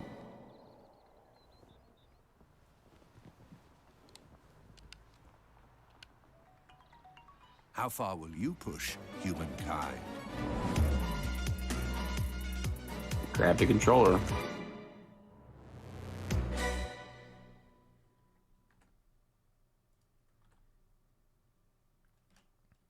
No, there you go. Humankind allows you to shape your civilization by combining a multitude of historical civilizations from the ancient to the modern era.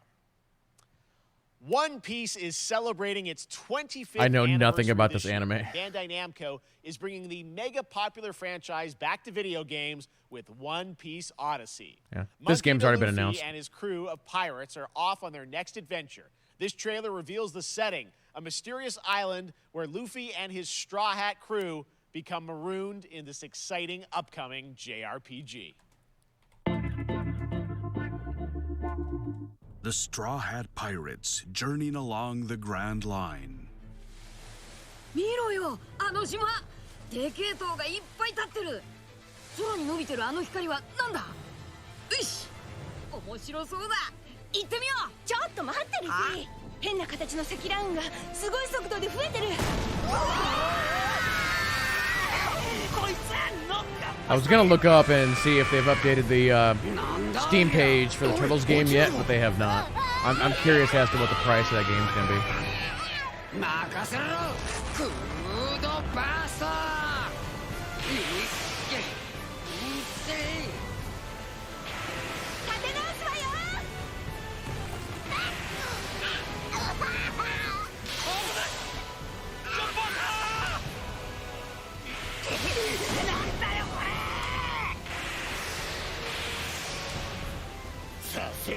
Anybody in chat One Piece fan?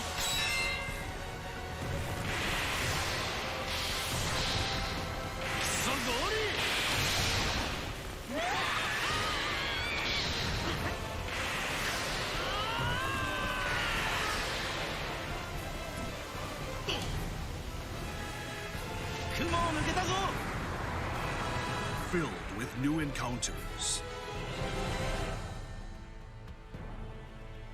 and hidden mysteries. Unravel the adventure that awaits in an Odyssey Odyssey, beyond imagination. One Piece Odyssey. ここはあなたたちの記憶を元に作られた世界。 See, whenever at this point when they say coming this year but don't give an exact date, I'm always like, I don't know, is it? Your first listen to the English voice cast with this quick new look.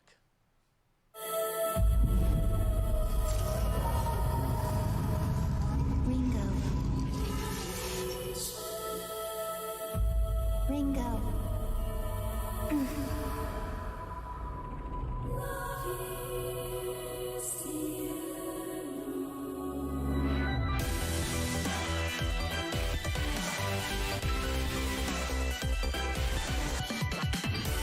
Take my hand.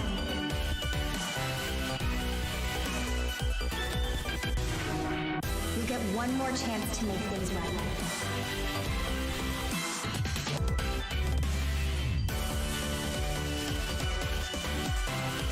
So that's our mission then. Save the world. Soul Hackers 2. With so many new games featured across SGF events, you might be wondering how to plan for your summer gaming dreams. NerdWallet can help you find the smartest credit card to reward your gaming purchases at nerdwallet.com. The Epic Mega Sale is going on right now. Save up to 75% off top PC titles with an additional 25% off eligible products.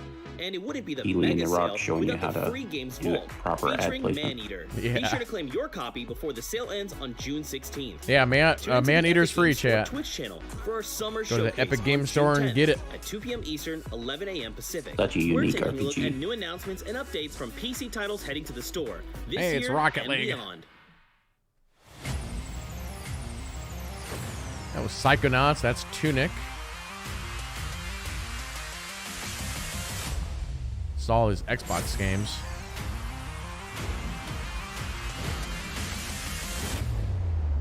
You nuts? It's like Halo, Gang Beasts, Outriders. Oh, that's the new Samsung Gaming Hub. Minecraft, Sea of Thieves.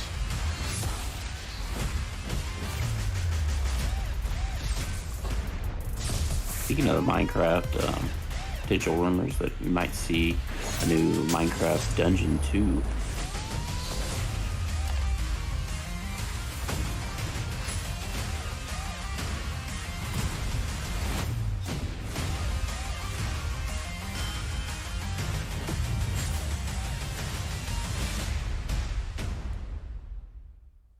Launching this summer.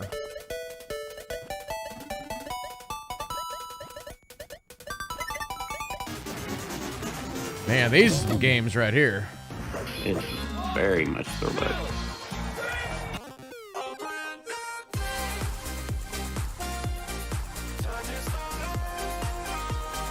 Old Mega Man, nice.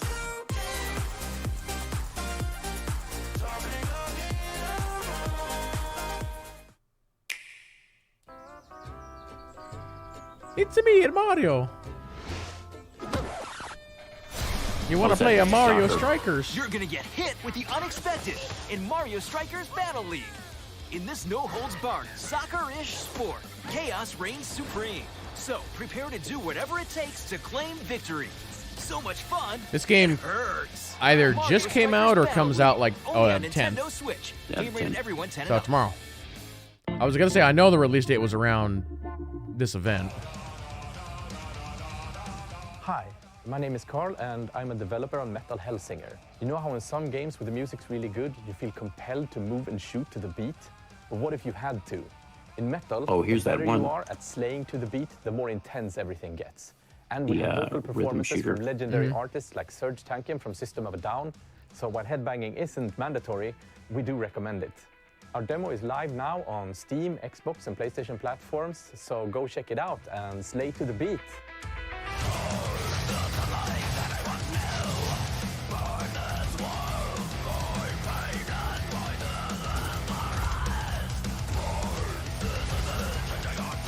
What if that'll come to Game Pass? I'd kind of like to try it. I guess I could try the demo. I just don't know about shooting to the beat.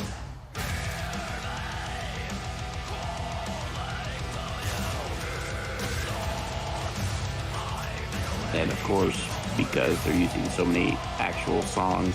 Yeah. Do you have a streamer safe mode? Right. Shoot, is this song right here that's playing right now streamer safe?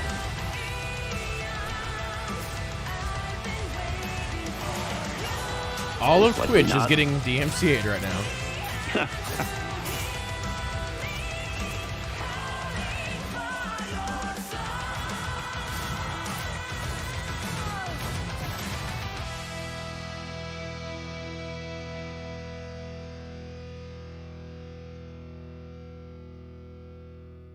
Metal Hell Singing.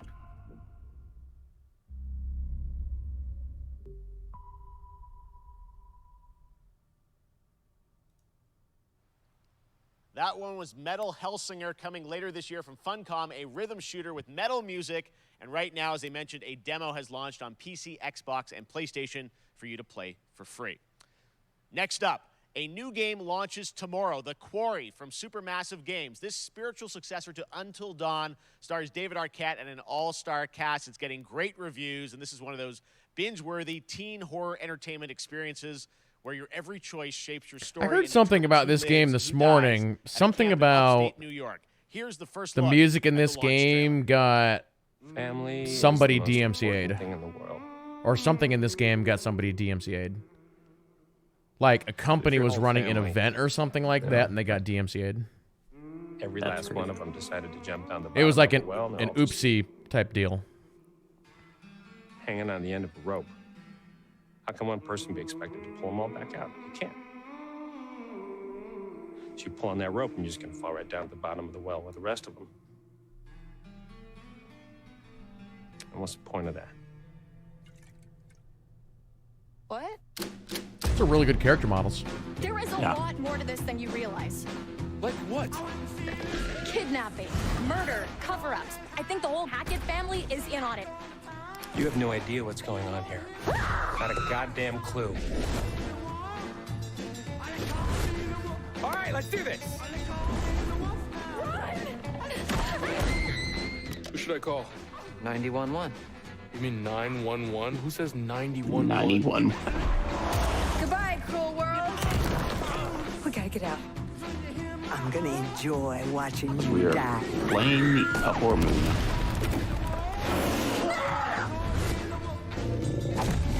This isn't a ghost story. It's a creature feature. It's really happening, and you're all in it. This is going to get a little messy.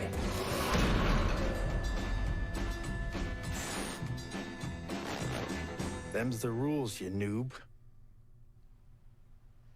Nightingale. This game looks good. We were proud to reveal Nightingale, a shared world survival crafting game from Inflection Games up in This Canada. game will be big on now Twitch. It's time to give you a brand new look and deeper look at the game, including its innovative realm card system that lets you impact things like the weather pattern, resources, and challenges in its procedural realms. Here is your exclusive new look. Yeah, they've shown this game before. You're alone in the realms, I'm afraid. The portals are a mess. Not even sure if Nightingale made it. Given how fragile you humans are,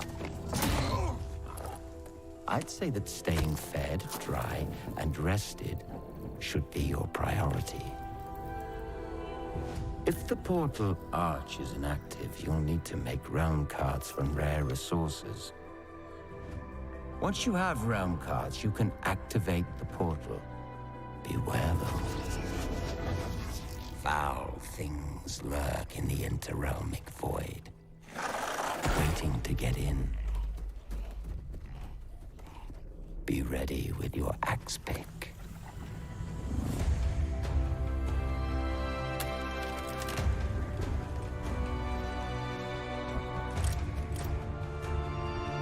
You go through doors like that, you find bosses. Yeah.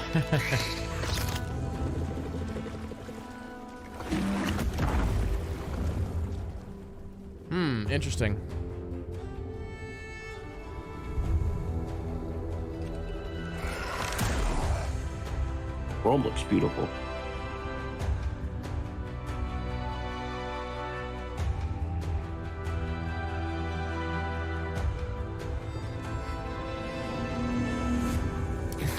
Yeah, definitely. This is like a steampunky game. Yeah, for sure. And all is mended. Yeah, I would like to see a lot of extended gameplay of that. Yeah, for sure. Yeah, because with all that building and stuff, is it just single player? The Saints No, it's are multiplayer. marching in on August 23rd with the reboot of Saints Row. Here's revealed Saints Row. Last year at Gamescom, and today we're happy to announce the launch of the Boss Factory demo across PC and console, which lets you design and set up your character. And since it's Saints Row, you guys are going to have a lot of fun with this. Yeah, one. apparently the creation tools in this Saints Row is insane. Guys, it's cool that they are doing Something to capture people's character attention. customization. So what do we build next? Me.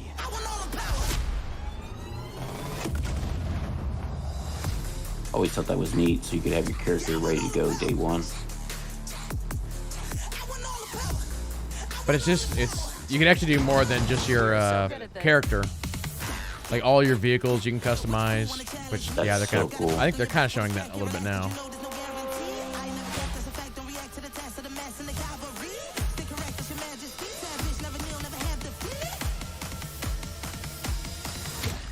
You can actually have a tinfoil hat. And a show, baby. But will the gameplay be fun? That's the question.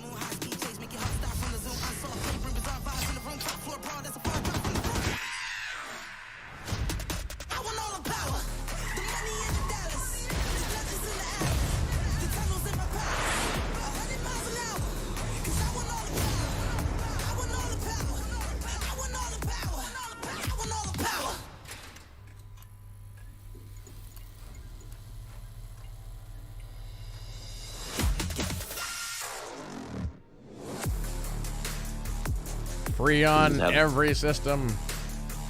This is how they distract you from asking about gameplay, though. Yeah.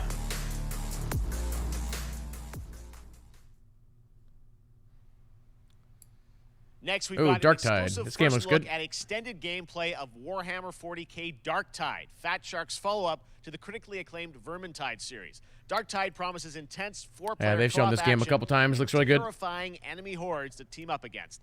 And it's out on September 13th for PC, on Steam, and exclusively on console on Xbox. It's also on Game Pass. Did we know the date? Yes, I believe so. Manufacturer MHL 1736 is heading towards a power systems failure thanks to a bit of heretic sabotage. So you're going to restore the coolant and hopefully save the day. Get in, access the operations array, and use the cryonic rods to flush the system. Preferably before something explodes. Head on through the ventilation tunnels and look for an access point. This way! Move it!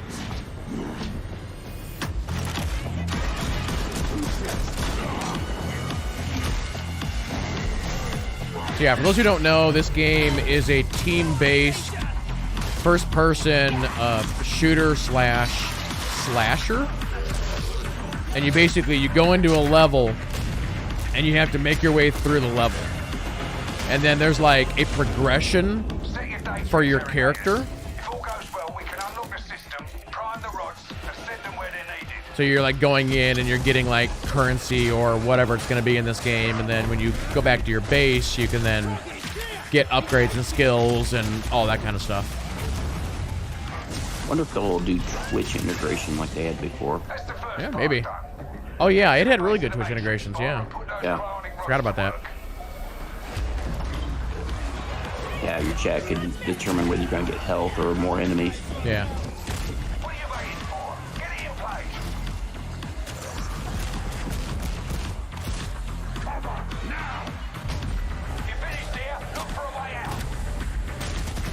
Yeah, you can see you're fighting like tons and tons of enemies, and then sometimes the boss will come up and try and fight you, and yeah, it looks good. Does look good. September. Yep. Bloober Team is known for psychological horror games like Blair Witch and The Medium.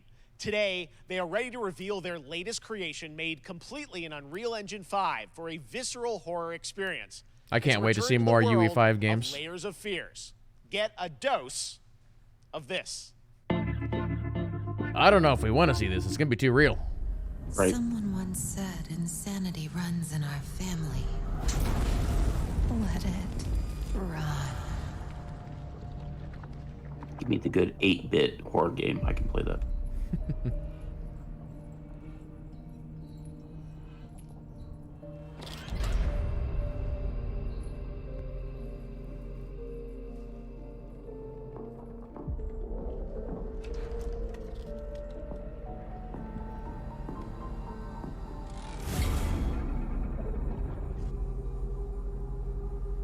They say it's a tale of sadness and guilt of an artist trapped in a place beyond redemption. It's a lie. This is a story of my fear, pain, and hatred, of the horror of my loneliness. And it is mine to tell. Now I see it. All this misery, all this suffering. There was no other way. Shouldn't have. You really shouldn't have.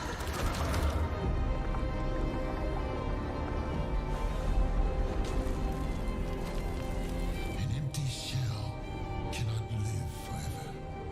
It cannot live at all.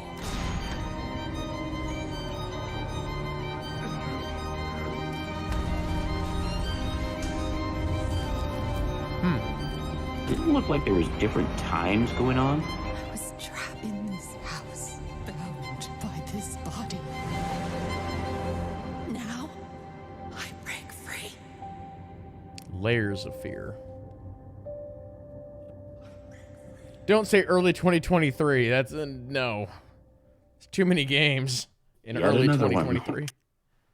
This October, Here we go. Gotham Knights arrives. Batman is dead, and it's up to the Batman family, Batgirl, Nightwing, Red Hood, and game was Robin great. to protect Gotham. To give us an exclusive new look, let's head to Montreal to hear from executive producer Fleur Marty. So wait, when was Hello and warm welcome from WB Games Montreal.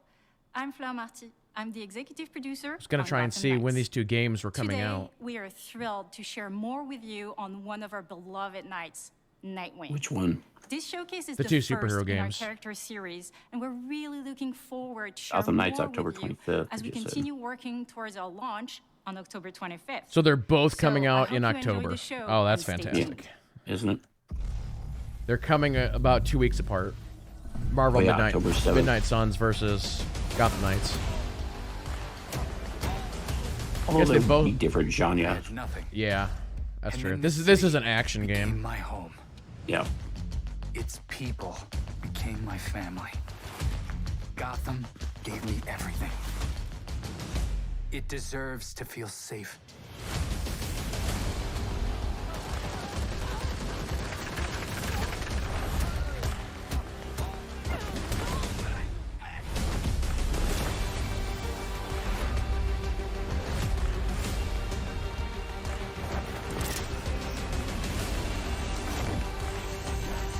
No matter how hard we try, there's always more to do. And now, it's up to me.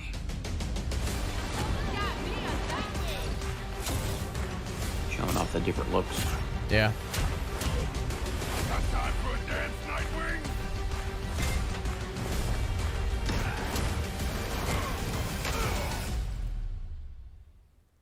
I got this, Bruce. It's gonna be interesting to see just how good the Arkham combat system is in this, because it seems like every game always tries to make it a little bit better. Yeah.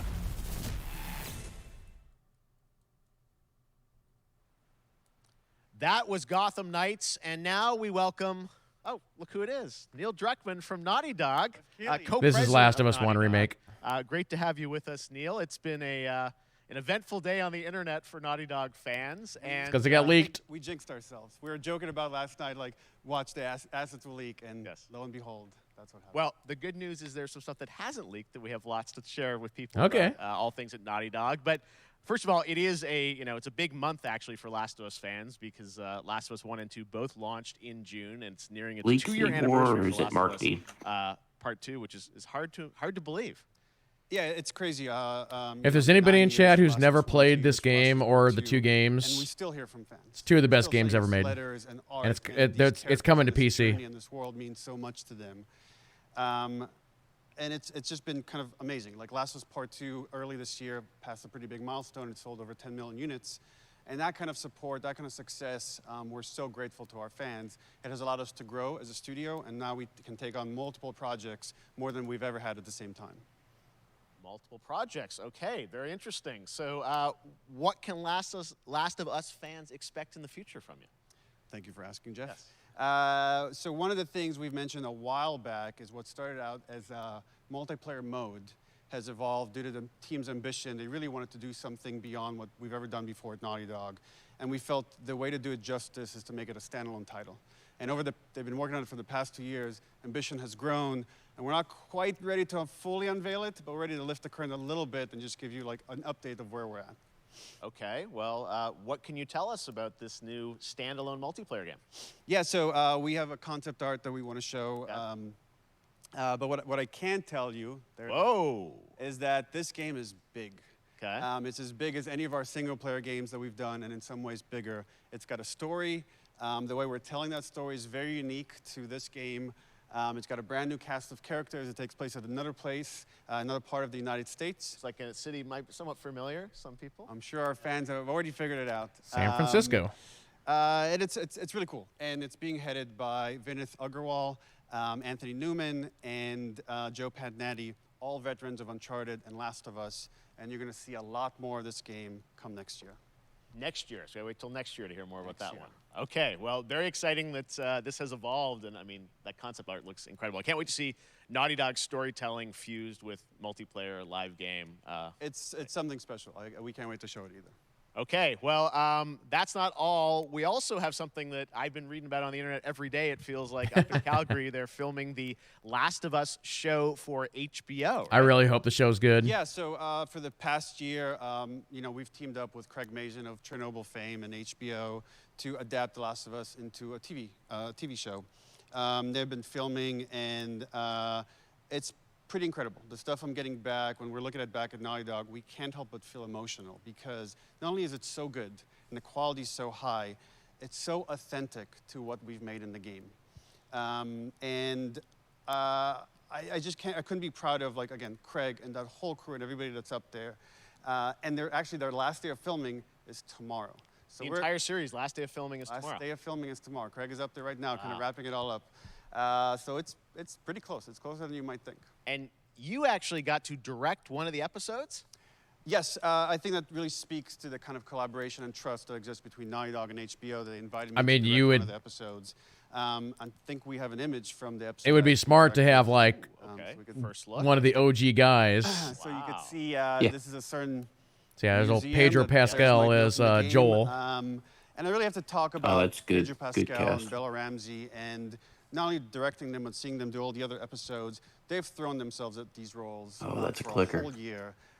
Watching the nuance that they bring to these characters, their relationship on and off camera, I couldn't help but think about Troy Baker and Ashley Johnson. It felt so similar to the chemistry those two actors had when we made the game. And it really feels like this is going to be something special. And I will say this will be the most authentic video game adaptation yet. Well, I mean, that first image that they put out, it feels like the video game. Everything that I've seen, everybody clipped that, makes it feel sort of super legitimate, as you said, and that's awesome to see Joel and Ellie from the front side now for the first time. So we'll see more of that next year. That's coming as well, right? Serious? You'll hear about it very soon. That's okay. All I'll say right now. All right. Well, Last of Us HBO, very, very exciting. And I hear you actually have a couple actors from the show who are going to join us here. We happen to have a couple actors here that are part of the show. We should bring them up. Okay, come on up. Oh, the music in this series just gets me. Yeah. Hey, it's Troy Boy. Surprise. Troy's back again. Hello, I know. Ashley. Good to see you. Good to see you. I'm a little confused, though. I thought maybe Pedro Bella, but Troy Ashley out here from the game, right? So when Craig and I started working on the show, almost one of our very first meetings, we said, Troy and Ashley have to be a part of it. And we're such fans of like the talent and like helping us create Joel and Ellie. We felt like it was so important that they become part of the show. And it has to be more than just like kind of like a wink to the camera and like a cameo. Okay. These are real roles that we're keeping under wraps for now. Interesting. But man, I'm bummed that I couldn't be there with you. That is interesting. There's been so much It's stuff I so- feel like so good on the internet. There's so much like talk about what's being filmed, and I think that's. I mean, there because it gives aren't the like complete that secret many that like you were up there and you main filmed the roles characters by in now. the series, Keeping so secrets I with wonder this who they franchise are. is kind of old hat. Like, Yeah. we've had Except for today. Except for Yeah. Except for the date. It was one of the hardest things for us to do is to not let people know that, because we're so proud of it and the work that we did. We worked hard. The crew. I have to say, when I walked out on set, to be met with literally every person that I met on that crew is such a fan of this game, and they all knew what it was that they were working on and committed to working on this project because of their fan and their love for the game. Was one of the greatest. It was like I was coming home to friends. Yeah, I the attention to detail, the crew was amazing. Bella and Pedro are they're so perfect, and we've been trying to sort of describe that feeling of sort of seeing them in person. It's like the characters coming to life, but it's so much more than that. I feel like I can't fully explain it, but I am so excited to be a part of it, and just I can't wait to see it. I think it is going to be so good.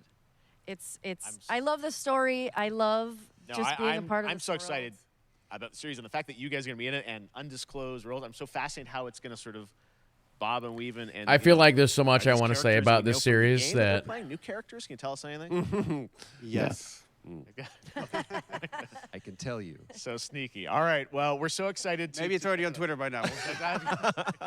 Hey. All right. Well, let's talk about what was on Twitter earlier today. Lots of talk about the idea, or really what's happening is it looks like you guys are remaking the original game, and this is like a ground-up remake. Is that right? That's right. We wanted to give people the definitive version of the first game that wasn't encumbered by any technology. Wanted to find a way to get even closer to our original vision, and we're able to do it on the PS5 and PC. And instead of talking about it, let's look at it. All right, let's take a look. All right, here we go. Last of Us Part 1.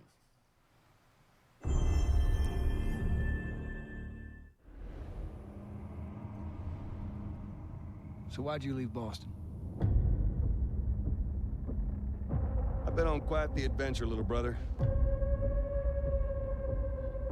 I reckon it's got something to do with that girl. It's got everything to do with that little girl.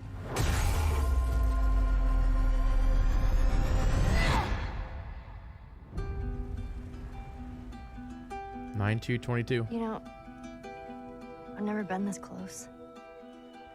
It's the outside. So is that everything you hoped for? Can't be any worse out there.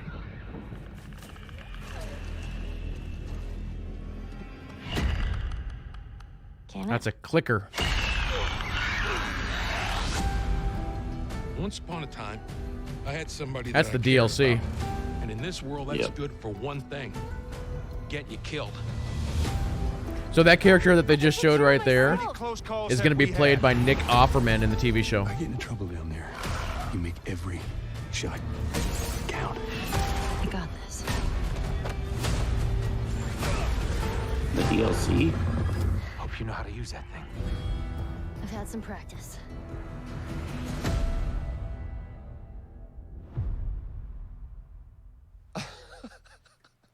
Truly one of my favorite games of the past decade. Guys, what's your reaction to that?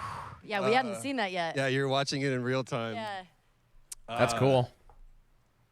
It's because you did these. These performances you did. That's crazy that he's like choking up on it. I mean, you used the original performance. That's how good that game we is. came up with a process where you could take the original animation that we did. Like for the one thing I will faces say, and kind of like retarget it on these new. it's one of my favorite games of all time. and then the animators went back and And studied- if you're gonna play this how much it has series, changed that you went and you you get a redid the bottle models, rebuilt of everything? Everything was like rebuilt from the ground alcohol up. Same and a art box of director, re-art tissues, directed and you the sit whole thing down from and the you say, ground up. "Okay, here we go." But the great thing That's about like the these only faces is game that I they're will closer say to that the original on. performance. All the animators went These are and not studied those happy videos fun and games. got it closer to what you did on set than we could have. It's just an incredible And that's experience. just like one of the things we could talk about, like this brand new AI, like all the combat is redone. The second game is the best looking game I've ever seen. Getting on the PS5 again, we wanted to give knowing because The of the best show, voice acting, the because best motion they're all only capture, players for PS5 and that's why they're PC. remaking the We first wanted one them to have the because they want it to be definitive on version par of with the Last second of one. Us. Amazing. Well, now you guys get to replay. I mean, when was the last Also, time I you guys really hope we get a played the part game? 3. I actually played it again just to refresh my memory For the show? before working on the show. I was just a glutton for punishment, and I went straight from playing never part played it. 1 straight into part 2. And so the last time that I played literally would have been 2 years ago, since we're celebrating the anniversary of part 2 coming out. So I mean, it looks like I'm definitely going to be up for another Yeah, playthrough with I mean, this. I can't wait to go back because it Oh, was I such can't wait. you guys did such an amazing job on that original game, and It's really when you play it, when you see it in motion, it's really night and day from what it used to be. I imagine that think of the Last of Us 2 combat, but kind of that back in the Last of Us 1. Well, it's the whole all the new animation system, the new AI system, everything we've learned on like Uncharted 4, Last of Us 2, we apply to this again to give. Yeah, to Naughty give the Dog version. has Just such to an give a quick incredible shout track out, record. This project is headed up by They're Matthew Gallant hands and down Sean one of the best Sky. developers out there right You'll now. hear a lot more about it and see a lot more about it over the Even coming weeks, Uncharted, leading up to that's one of the greatest release series ever September done. 2nd on PS5. I've only played the first 2 All right, games. well, Shortly thereafter on PC. We will look forward to it. Neil, you've talked a lot about games directed by other people. What are you directing? You still making games? Still making games. Okay. I haven't given up my day job. It's a little early to talk about it. Maybe if someone in PlayStation wants to leak it, then we can talk about it now. Otherwise, we'll save it. But you do have a new project. Do have a new project, but we'll save it for another Summer Game Fest. Okay. Okay, well, we'll see. We'll try and save it. All right. Troy, Ashley, Neil, thank you so much for dropping by Summer Game Fest, and I am so excited that The Last of Us is returning, as you said, in September. So thanks, guys. Appreciate it. Thanks, Jeff. Awesome. All right, well, that is going to do it. Thanks to Naughty Dog and PlayStation for that very special look at The Last of Us and the entire franchise and where things are going. Very, very excited about that. All right, Summer Game Fest continues over the next few days. Coming up right now on this very stream is Day of Oh, the we're Dead done? with I Am 8-Bit. That's it? and That was the Double last Fine, thing? including an exclusive new look Yeah. at the Planet of Lana. And then the Devolver Digital Showcase. Tomorrow, we've got Netflix One more Geek thing, Week, which I'll be maybe? co-hosting, and the Tribeca Games No God of Showcase War? streaming, along with the Epic Games Store Showcase. And then finally, Sunday, it's the Xbox and Bethesda Game Showcase. You can stream them all at summergamefest.com. As for me, I'll see you again in August when we are back live in Cologne, Germany for Gamescom Opening Night Live on August 23rd. And then the Game Awards will return in December live from the Microsoft Theater in Los Angeles.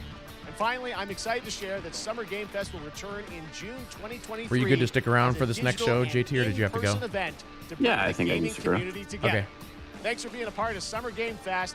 And remember, there are more events and announcements to come. We'll see you soon. I don't think this is going to be nearly as long. Yeah, I wouldn't think so.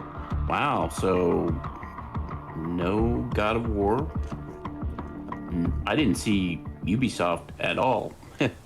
Nope. Happy birthday. Oh, it's Tim Schafer. Oh, God. Happy no. birthday to you. Happy birthday, Day of the Devs. Day of the Devs. What? You don't know what Day of the Devs is? Day of the Devs is the greatest and definitely the oldest independent games festival that exists. It was started over 10 years ago by Double Fine Productions and I Am 8-Bit to celebrate the best independent games out there and bring them to you, the fans. We wanted to bring developers and players together to get together, play games, and have a great time.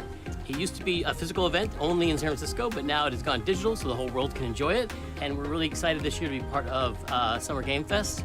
So sit back, relax, put on So, your yeah, party I hats. know they're going to show Planet of Lana, which is a game I'm really looking forward to. Yeah. I don't know what else they're going to show. That's right, everybody. Hopefully we get a release date for that game. Everybody. Everybody. That's right. That looks good. Now we're cooking. Put on your party hat and enjoy Day of the Devs. I didn't know I was going to need a party hat.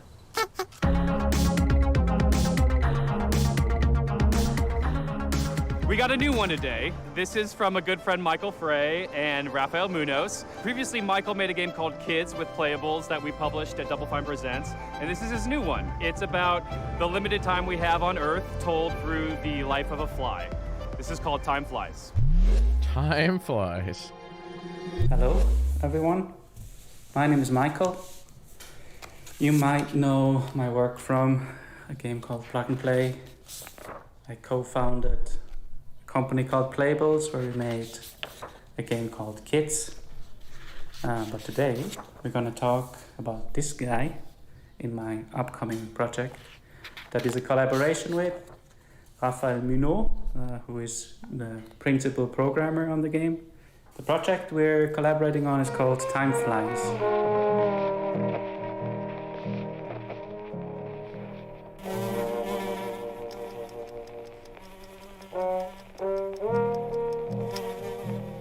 It's like you're playing, when it's zoomed out, it's like you're playing a pixel.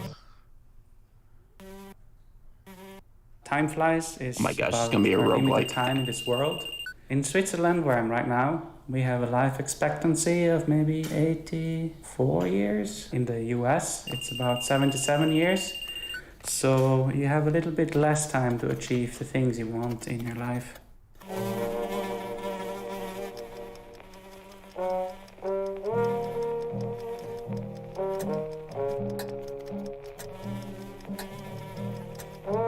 Just gotta stay on that table and just hang out.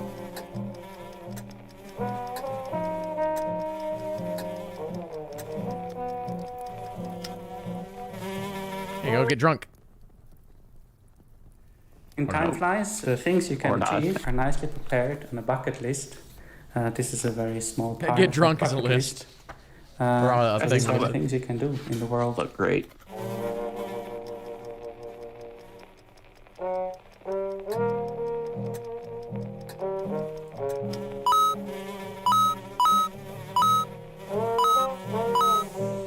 Mario coins, of course.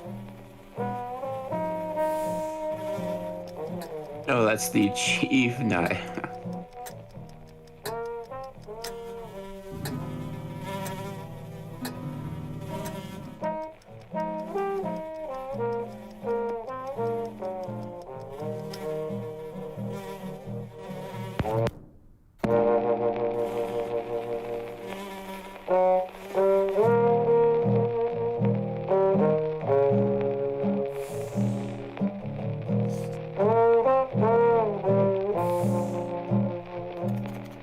The game is coming to PlayStation, fight the ants, Nintendo Switch, PC and Mac sometime next year. Please visit timeflies.buzz where you can sign up for the newsletter so you get updated when it's out, or you find a link to the Steam page where you can wishlist the game. There you go. Thank you. Indie devs, you gotta say wishlist the game. See, that's the kind of game, kind of like Vampire Survivors, that just seems like it's super simple and could be super fun. You just never know. Right.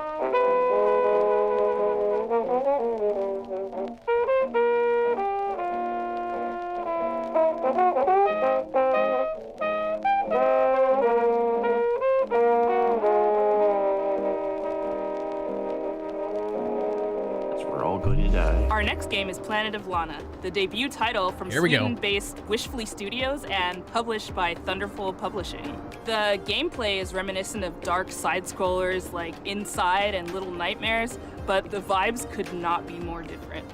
Who are these enigmatic enemies? What do they want with Lana's sister and her world?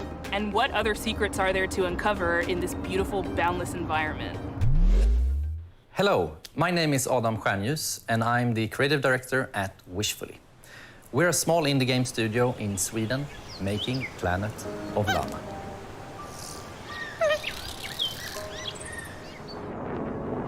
Yeah, I saw this game for the first time like 2 years ago and was in our game, you play a immediately young like girl intrigued. called Lana, who is forced out on a mission to save her sister that has been taken away by an invading robot army. Early on in the game, Lana meets the mystical creature Mui. You quickly develop a strong bond and friendship to Mui, and she proves to be both intelligent and loyal. Hello. Ima.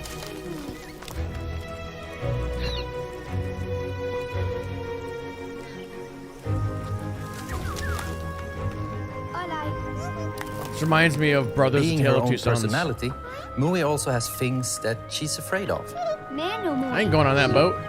You crazy? No, we're gonna sink. But being small and agile also has its advantages. For example, being able to reach places that you can't.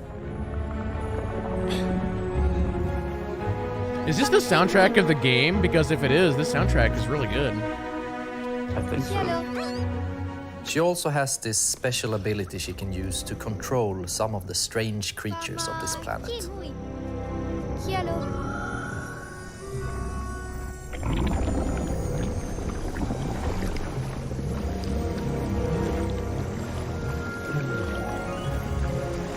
Using mind control.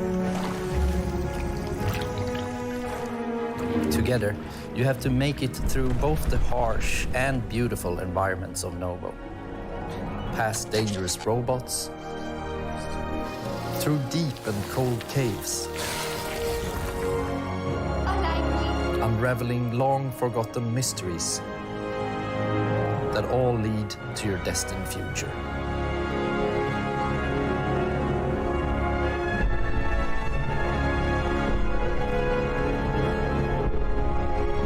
Give us a date.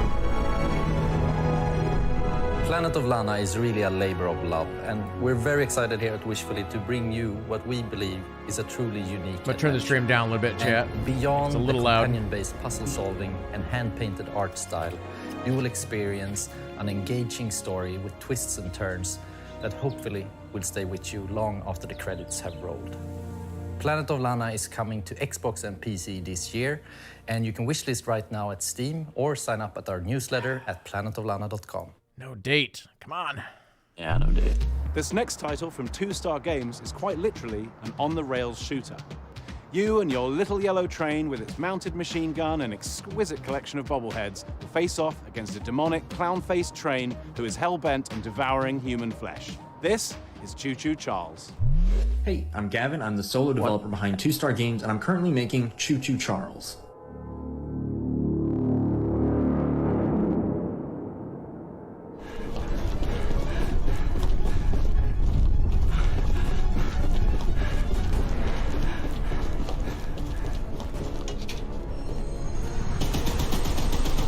Well, that's weird. It's an open-world horror game where you navigate an island in an old train, upgrade over trains, and then use it to fight an evil spider train named Charles.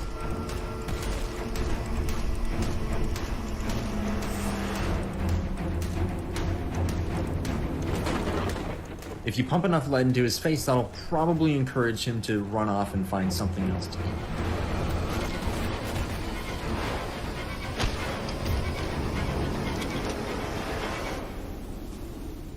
You have one goal above all else, and that's to summon Charles to a 1v1 and fight him to the death. To do that, you'll need to explore the open world, looting abandoned areas and completing missions for the locals to gain powerful new weapons and scraps that you can use to upgrade your train's speed, armor, and damage. You'll need to leave the relative safety of your train and venture out on foot. This actually looks really interesting. Right. This is where things get really dangerous, with Charles constantly roaming around looking for his next meal, and camps of shotgun-wielding cultists looking for someone to feed to him.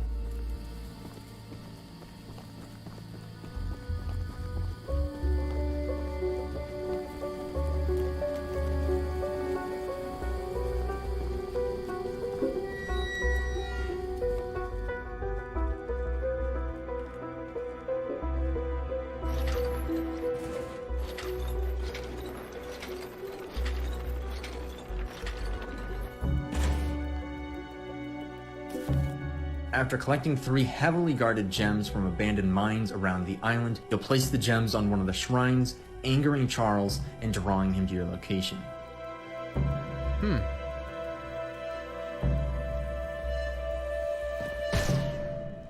we sure we want to anchor?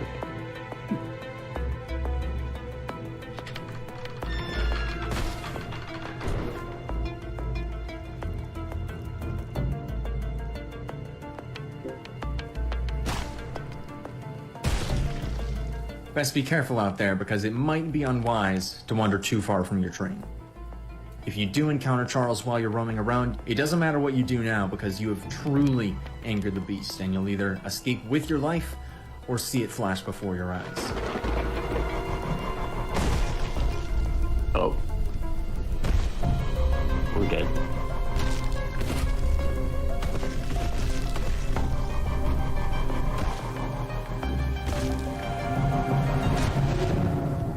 If it sounds like something for you, be sure to follow and wishlist Choo Choo Charles on Steam. I'd greatly appreciate it. It really does mean a lot. Yeah, for those who don't know, on these indie games, we got a special one for you. If you wish list, it actually does help them out. They get like kickbacks based on how many wish list entries they get. Think of it like Hogwarts, but for escape rooms. It's early from developer 2022. Games, and they hail from the arcade amusement space. They've designed escape rooms in real life. Better they talk about their game than me. Here they are. Hey, I'm Mike. I'm Wyatt. And I'm Michelle, the art director. Wait, am I supposed to say I'm the... Hey, I'm Mike. I'm Wyatt. We're the founders. And I'm Michelle, the art director. Oof, okay. This is... I hate that. All right, once more with feeling. Hey, I'm Mike. I'm Wyatt. And I'm Michelle. And we're Coin Crew Games.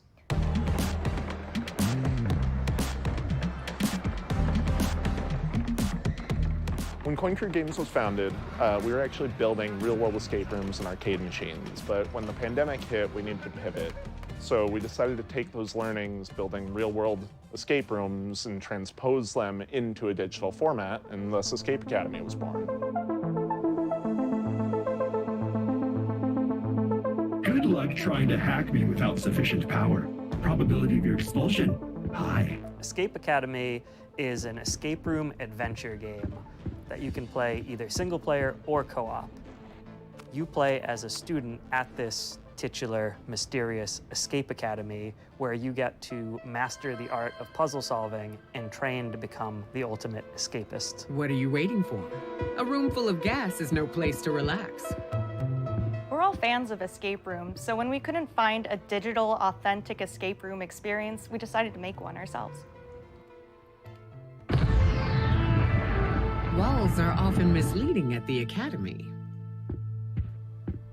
Escape Academy isn't just a puzzle game, it's an escape room game, and it brings that play pattern home. We have a huge amount of puzzles in this game, and they never repeat. And in addition to that, you can solve every puzzle using just your mind, no dexterity required, although you may want to bring a paper and pencil.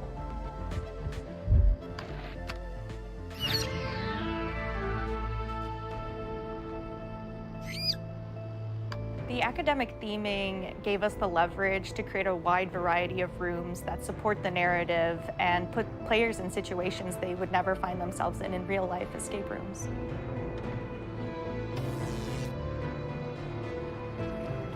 When we were designing the game, it was really helpful to have the experience of both playing a lot of escape rooms and designing real-world escape rooms as sort of a design anchor to buoy us to. I did not anticipate the rodent assisting you. Bad turmeric. Sadly, that rat will be no help in bypassing my lasers. We really took our time to create an eclectic cast of students and faculty members that help guide you throughout the academic journey of Escape Academy.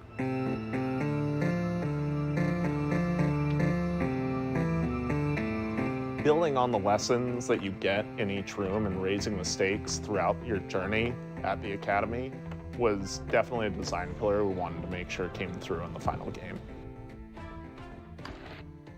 I am not feeling so well. Analysis, I have succumbed to disco fever. Escape Academy is coming to Xbox, PlayStation, and PC on July 14th and will be available day one on Xbox Game Pass. And you can wishlist us today on Steam. We'll see you at the Academy. Thanks. Escape Academy! This game's for all those fans of organization out there, all those organizers. It's from a studio called Max Inferno, and it's a game about getting things lined up just right. It's called A Little to the Left.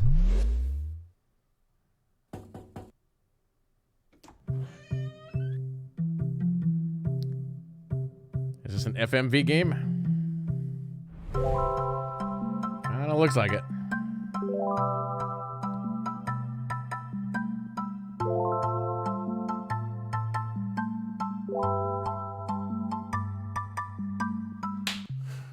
Hi, I'm Annie. Hi, and I'm Lucas, and we are Max This Inferno. game's too real.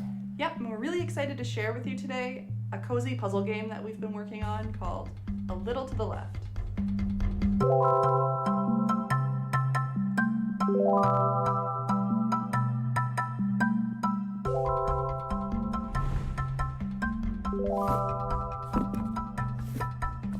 It's for those OCD. Yeah. A Little to the Left is a game where you sort, stack, and tidy up the house. In each level, puzzles are hidden among regular household objects, and you solve them by arranging items in a very You particular know what I'm way. getting my sister for her birthday?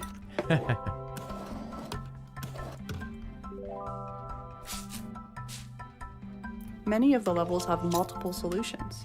I mean, a game like this could just completely it's all blow about up. observation and imagining Sometimes these little different games like structures this. that could be at play. Yep. There's that game, like, what is it, Unboxing, that just blew up?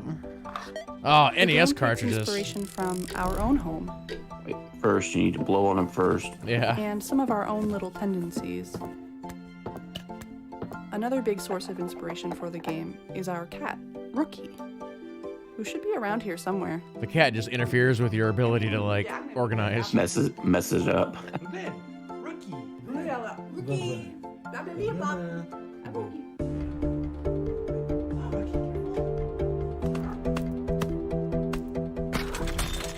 Occasionally, this cat will show up on the periphery of your Oh my computer gosh, it does. and undo your tidy work, just to shake things up a little bit. This game's too real.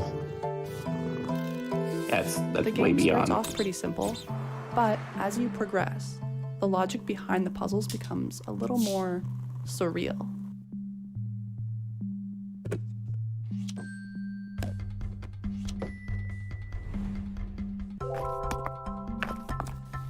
There is a lot to tidy up in A Little to the Left. Actually, every day brings something new. With the daily tidy delivery, you get even more out of our favorite puzzles. And you earn fun badges too. Well, thanks for stopping by. We hope you enjoy A Little to the Left when it releases later this year. See you later. Bye. Did you tell us to wish list?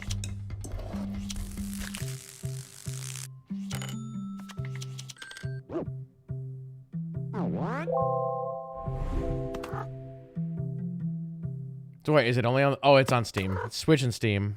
Yep. I've been excited about this one ever since it was announced ages ago. It's from developer Gummy Cat. It's called Bear and Breakfast. And the title says it all. You're a bear, you run in bed and breakfast in the woods, and it's really freaking fun. We're debuting a brand new animated trailer, a bunch of gameplay you've never seen, and finally announcing a release date.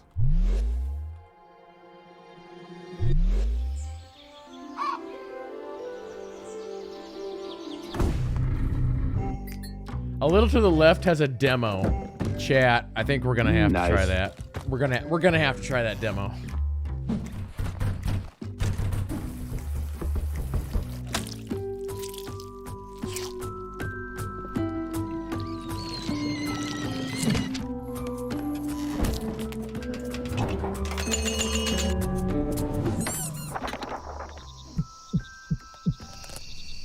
Also, depending on what the gameplay is in this game. I'm Ioana. And I'm Radesh. We're from Gummy Cat in Romania. Today, we're showing you our first game called Bear and Breakfast. It's a Darker laid-back Woods and management Yopi plays adventure the game cat. where you build and run Yeah. a B&B in the woods, but you're a bear. I was gonna say there's Cat Cafe and there's like the Tavern Keeper games. So there's like a lot of games like this where you're running a curious bear business. from Silver Valley who lives in a small home with his mom and 2 best friends.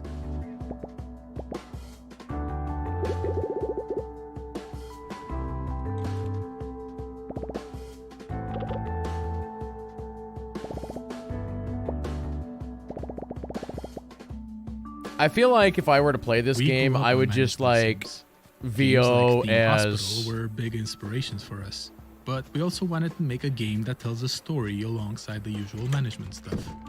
as a famous cartoon bear.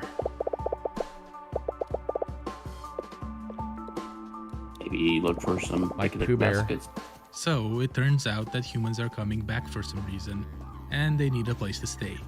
There's old, rundown buildings all over the place, of our and friend you're from just there for the Jolly job. Wait, why are the humans coming back? Yeah, Yogi Bear. Yep. The game follows a linear story that you advance by solving quests. A lot of them involve finding materials, building rooms, crafting furniture, and decorating stuff.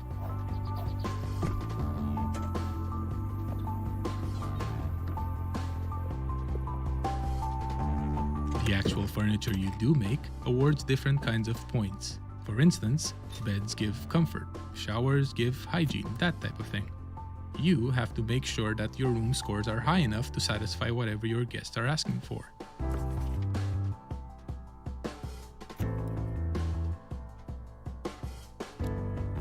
Each type of score comes with its Gotta own get those good challenges. Yelp reviews. For example, later on, you'll need to cook food for your guests through a minigame. No, that's Smokey the Bear. There's Forest a lot fires. more to Bear and Breakfast, but you can play at your own pace since the game won't rush you. These humans are just totally fine with a bear just doing all this. Oh, and there's definitely no creepy subplot hidden somewhere in the forest. Uh-oh. He said it. Uh-oh. Creepy subplot. This bear's an alien. We're very excited to be part of Day of the Devs this year, and we can't wait to introduce you all to Hank and his friends when Bear and Breakfast launches later this summer. Thank you. Yo, boo-boo!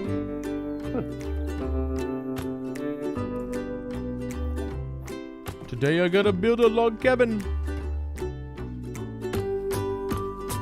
Ranger's not gonna like that, Yogi.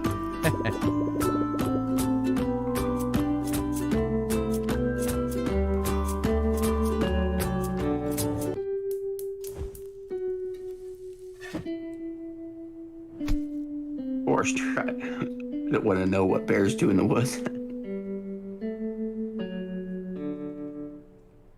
July 28th. So I don't want to Didn't say a lot say about this to next wishlist one. it. It's full of secrets and puzzles and mystery that are best discovered on your own. It's a beautiful game from a studio called Shared Memory. It's a pixel art Metroidvania full of interesting creatures. It's called Animal Well. Hi, I'm Billy Basso. Today I'm going to be showing you a game I've been working on called Animal Well.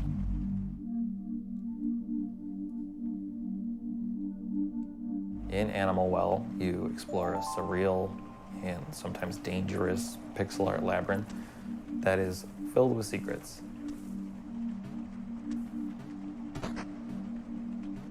I feel like this game is almost hurting my eyes. Makes me that 8-bit Ori. As you explore, you'll encounter various creatures, but it's not always clear if they're friendly or not. So it's best to Oh, they're not proceed friendly. with some amount of caution. It's not friendly.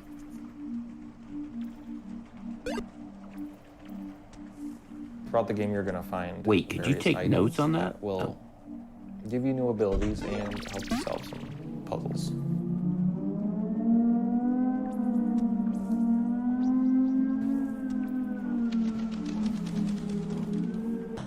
Every item in the game has multiple uses, but you're going to have to experiment if you want to figure out what they all are. But you're going to have to experiment.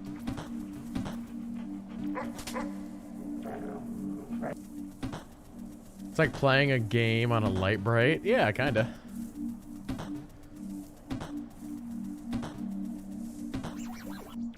Animal Well is a pixel art game. That's not just a pander to nostalgia. I would call this that a I'm viewing as neon pixel art game. opportunity. A 4K TV screen has 144 times as many pixels, but that means I have 144 times as much processing power to apply to each pixel. Throughout the game, you'll see a lot of things like fluid sims or dynamic lighting effects that haven't really been used in a pixel art game before. The little blob guy was like, what is happening with these fireworks? Right. Designing Animal Well is a layered experience. So what that means is the base layer is something the average person can play through and enjoy to completion. But then there's a second layer, which for most games you would consider this part like 100%ing the game. There are lots of hidden items in nooks and crannies throughout the world. They're not obvious, and you might need some help to find these. The third layer has puzzles that don't really present themselves as puzzles. They might go unnoticed for years, potentially, or they might require some community collaboration to solve. Also, there's a puzzle in this video that may require some community collaboration to understand. But the first 10 people to figure it out will get a free copy of the game at The launch. fountain, the address. And then while you're doing that, you can maybe wishlist it. But yeah, thank you so much. AnimalNet/fountain right there.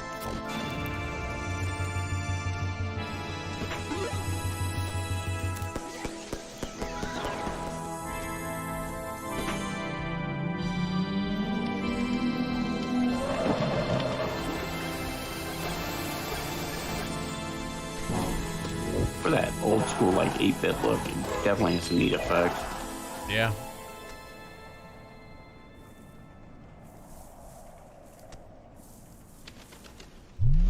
Next up is Naiad, a colorful exploration game where you play as a water nymph, traversing a zen and peaceful world.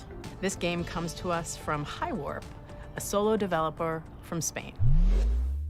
Hi, I'm really happy to be part of the 10th anniversary of Day of the Devs at this exciting Summerfest edition. I'm Elwin from Highwarp, a solo dev indie studio from Spain, working on bringing to life very unique and personal games. I would like to share with you a preview of Naiad, a relaxing and colorful exploration adventure about flowing by a river. I put all my love creating every part of this game, so please enjoy.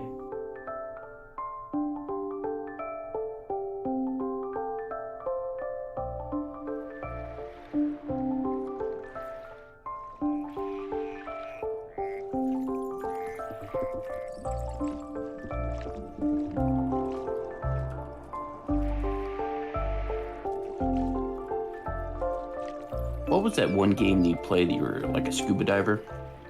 The journey starts with the birth of a little water nymph. Is it the one that I recently streamed? Naiad Yeah, grew yeah. up and mature, That is timing Abzu. vitality from floating legs Yeah, that and almost flowers, gives me the feel learning to in swim this game. like a duck, dive like a fish, dance like a frog, finding other adorable friends like butterflies, rabbits, snakes, turtles, crocodiles, and much more. Help them to find their way, avoiding obstacles and dangers, using your skills. You will immerse through a lot of beautiful places like a deep forest, a dark cave, a joyful creek, and more. Water, symbolizing life, starts pure and fresh, and little by little, it will be fading into dark. You can sing to regenerate the nature, making sprout flowers in your path. And you must do your best, because the humans are controlling this river wall. Humans create their own fake rivers, like these noisy roads with strange smoke creatures. You are the guardian of this river, and that seems to be a difficult task, but don't be afraid, because a tiny cloud will take care of you from the sky. The beautiful hair of Naiad is like its vitality. You can make it grow up under the sun rays, change its color, even tie small flowers on it. Creating Naiad, I focused on a wholesome experience. Enjoy it at your own pace, exploring and flowing. Naiad will be available for PC. Also, I just consoles realized by the end of that we did not see Thank you any for watching. Kojima at Summer Game Fest. That's right, we didn't. Does he show up at Microsoft then? I guess there's been rumors that he was making a game for Xbox.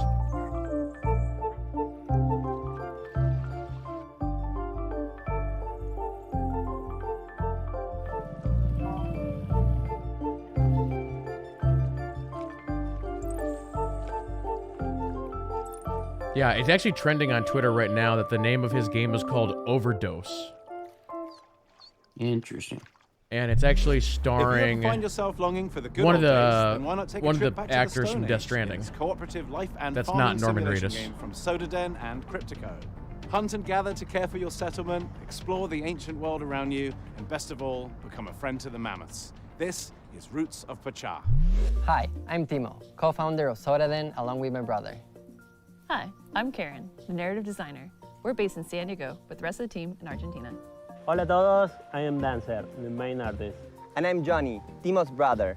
We are the team developing Roots of Pachá, a farming sim set in the Stone Age where you help your clan develop the ideas that shape humanity. This is, In a time when there what weren't now? stores to buy seeds or anything else, you'll build your village from the ground up. You are in the Stone Instead of Age. using money, you'll transform the world around you. It's like a by Stardew Valley? contributing and working with your clan. Pretty much Stardew Valley set in Stone Starting Age. small, you'll explore the regions of this new land, discovering plants and resources along the way.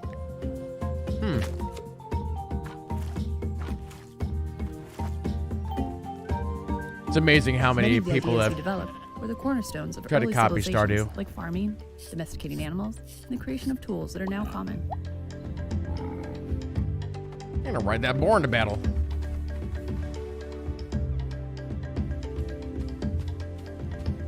Ideas will build on one another, and after a while, you'll find your community transformed.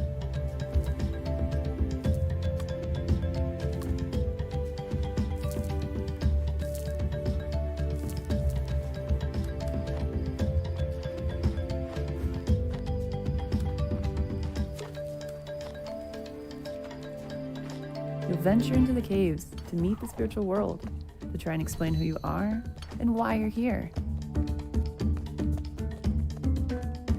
It's even got a cave system.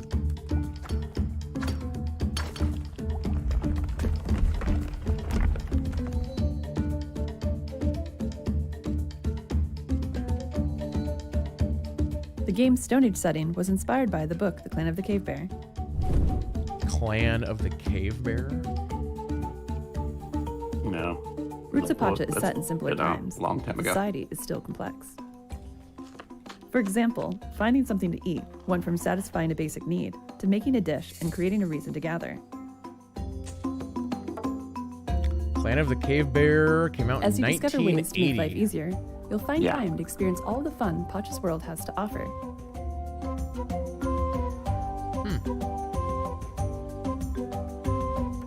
You'll get to know your clan, meet others living around you, and maybe even find that special someone. Is she wearing a cat on her head? Our love of farming sims started with the first Harvest Moons, and Stardew Valley took it to the next level. That's true. With Roots of yeah. Pachá, we want to make our own unique contribution to this genre. We're working on this project with all of our hearts. We're super excited for you to play the final version.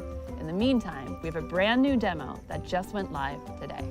Thanks for having us. Muchas gracias. Yeah, we should definitely try some of these demos. What was the name of this one? Let's see. Roots of Pachá.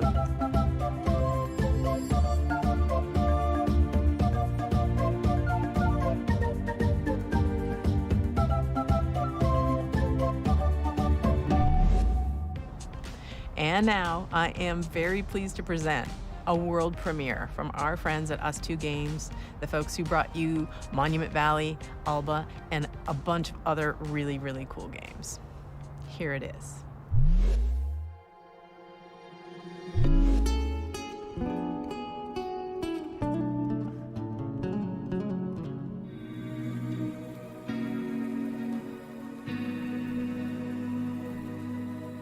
At Us Two Games, we really try and take what's meaningful and great about games and deliver that to everybody. So with Monument Valley, we made people care about a character for the first time if they've never really engaged with games very much. And with Alba Wildlife Adventure, we took open world games and packaged that into a kind of theme about saving an island that more people are going to want to engage with than just the hardcore. And with this game, what we really want to do is take these genres that we really love, like roguelike games and turn-based tactics, add a little bit of sports game in there as well, and themes about dreams and conflicting fears, and really package that together into something that feels really unique. In the game, you play the role of Desta, who's a young person in their early 20s, who's coming home for the first time, having not left home in the very best way. Their relationship with their mother and their family and their friends. There's a few of them that were a little bit broken. And they were broken because they didn't really have the words to say. And their father, who used to be a big part of their life, unfortunately passes away, and they don't have those tools and that person to lean on to bridge that gap. So they manage to go home, they find this old ball they used to play with their dad. And when they try and fall asleep with it, they find themselves in a world between worlds, neither asleep nor awake. And when they're in this, they can explore these moments, these memories, and solve these creative problems through a ball game. And when they do that, they find the right words to say to confront these people. The people we're going to be meeting in Desta's dreams are people who were significant to Desta before they left town a couple of years back. And there are lots of people they don't know quite as well, too, and some people who have been shaped by Desta's impression of them. So chat, you can probably tell that they've all had profound impact. This particular show is very indie dev These characters heavy. are really interesting because all of them are interwoven as part of Desta's story, but also with each other. They don't just appear as abstractions, but they really feel like a part of the makeup of Desta's background. One way or another, the people that Desta meets throughout the game helped Desta become who they are today. And they've taught Desta a number of different things, like standing up for themselves, taking risks, expressing themselves, and more. There are a few different themes in the story, but I would say that certainly loss is a big part of it. Finding yourself, courage and perseverance. I'm gonna look up real quick. When is the Devolver No pun showcase intended. start here? It feels like we've been able to put a lot of ourselves into Desta. The same is true for pretty much all of our games, but Desta in particular at like is 5 very personal Central. to a lot of the members of the team. I'm sure we can all relate to some of the themes of maybe having ghosted a friend and not being sure how you could like get back in touch with them, or dwelling over how you might have said something in a conversation and like having that play over and over in your mind, which is like one of the core themes of the game. It's definitely got more depth and more game mechanics than anything we've made before, and it's being designed from the ground up to be a multi-platform title. We're really looking forward to telling you more about Desta, the memories between, in the coming weeks and the coming months.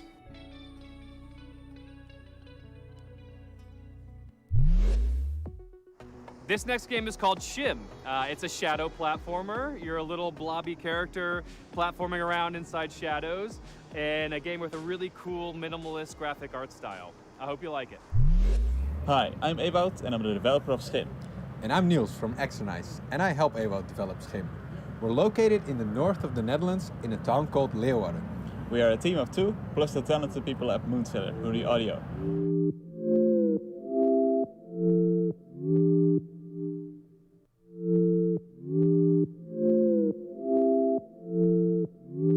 It's like 4 colors.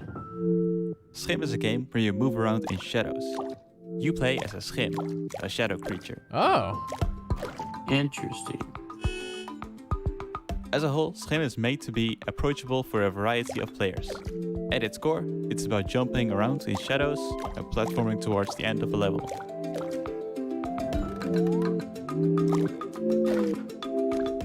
Each shadow has her own Schim. The player plays around as a Schim of a human. However, this Schim is separated from their person, and it's up to you to find your way back.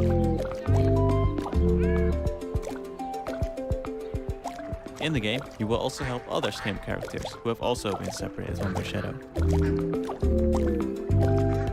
You can help them by finding their object. So wait, how long can you stay alive outside of a puddle?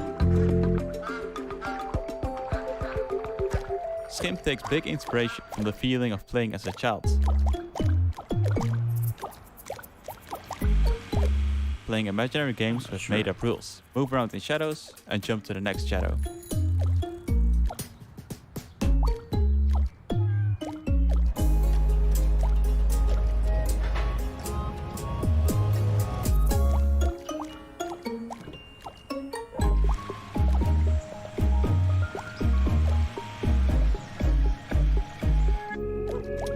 I like the concept behind it. Yeah. Check it out and follow us at schimgame.com.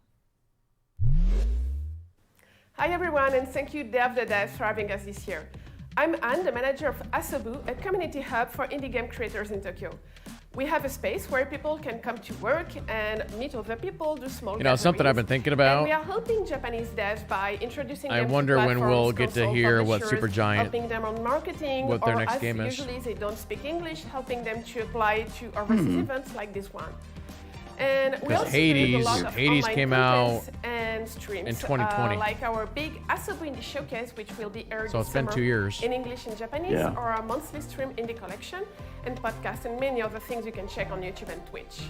But first, let's check 2 really cool Japanese titles.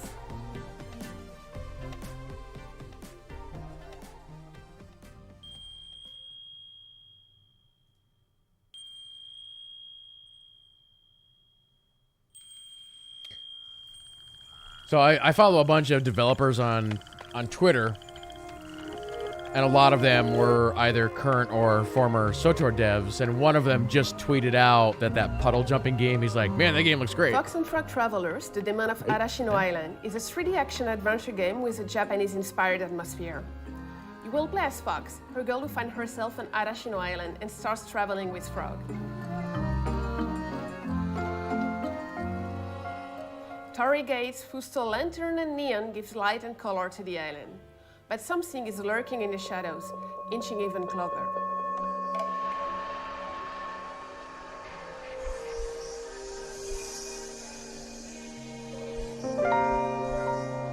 Oh, they're dead. Fox and Frog Travelers is developed by Rias, an illustrator and concept artist that came up with the idea for it, based on one of his illustrations.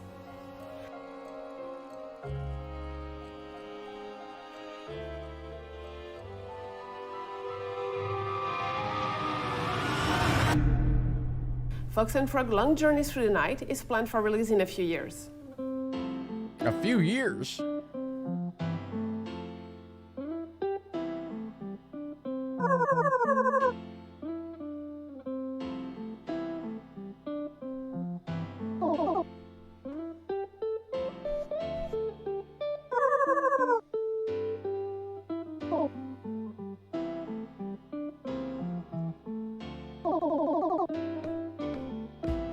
First game of the young solo developer. I thought you had work today. No, I quit. It wasn't fun or something? It wasn't for me. And the extrovert Kumade.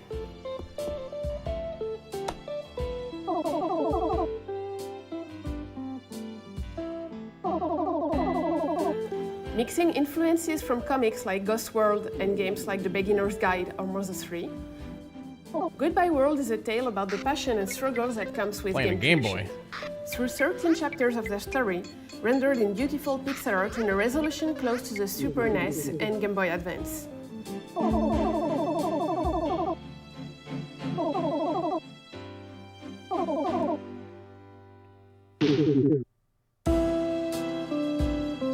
Making excuses. Goodbye World is due out on Steam later this year. If you like those games, don't hesitate to wishlist and to follow the devs on Twitter. And if you are interested by Japanese indie scene or indie games, you can follow us on Twitter, on Discord, chat with us, and watch our Indie Game Showcase, which is coming this summer. And thank you again for watching, and Day of the Devs for having us. The process of moving to a new city can be daunting. Our next game, Birth, from solo developer Madison Carr, who hails from Chicago, explores the idea of quelling loneliness through this puzzle adventure. Hi, my name is Madison, and I am making a game called Birth.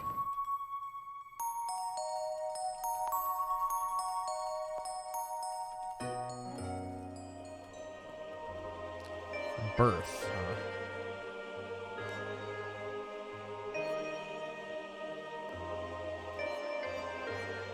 Wait, everything's dead? Birth is a point-and-click puzzle game about living alone in a large city. So this is a story about my life. In order to quell your loneliness, you decide to create a creature, a friend, a partner for yourself, by collecting spare bones and organs that you find I'm getting while ideas. traversing the city. Yes, create that friend for yourself.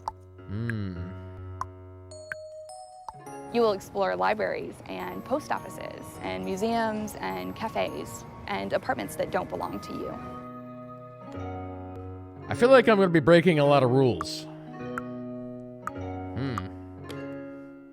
In each of these buildings, you will meet creatures, and you will get to know them by searching through their personal belongings.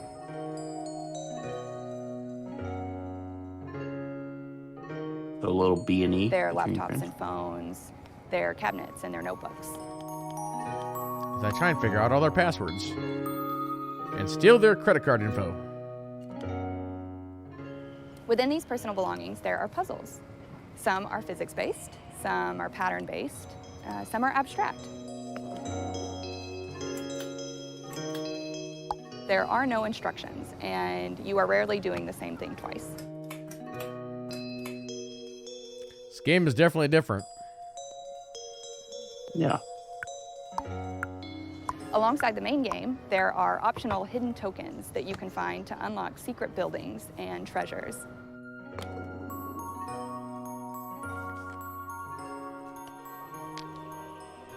Birth comes out this August. I made this game with my whole heart, and I hope that you like it.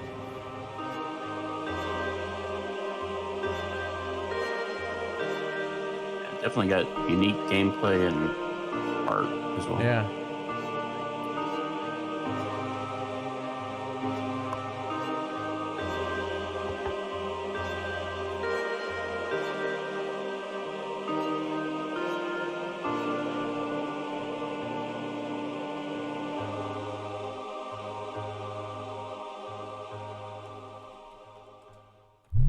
In our next title, How to Say Goodbye, you play as the ghost of a person who's recently died and is embarking on the journey of accepting their own death.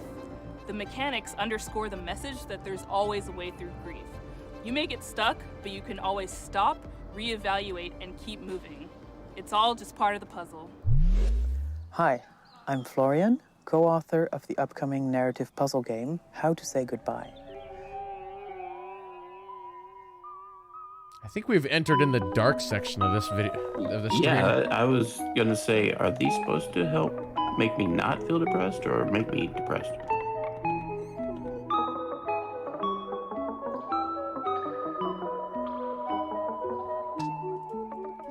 In How to Say Goodbye, you help a group of quirky ghosts overcome various obstacles and conundrums by reorganizing the level as you like.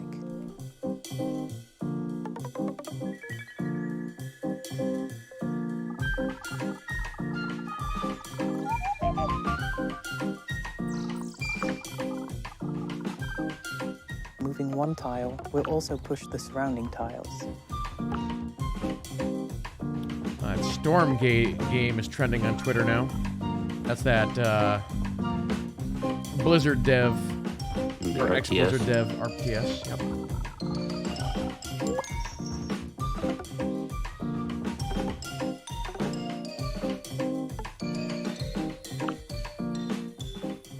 The puzzle elements are only moved around, but never removed. So, just like a Rubik's Cube, the puzzles never end up in a state where you can't solve them.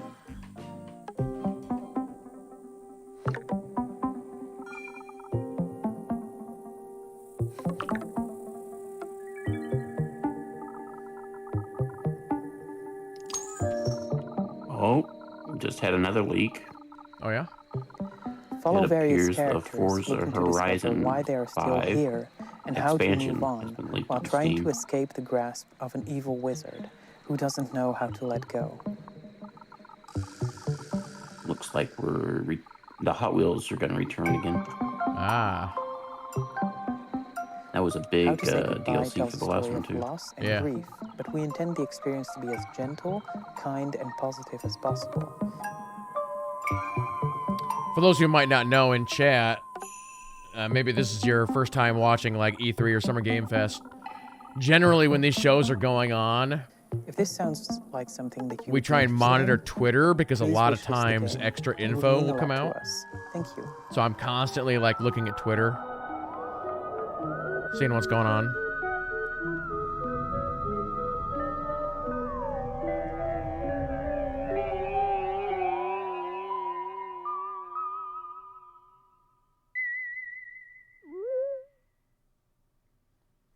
I think a lot of people were not happy that God of War didn't get shown today.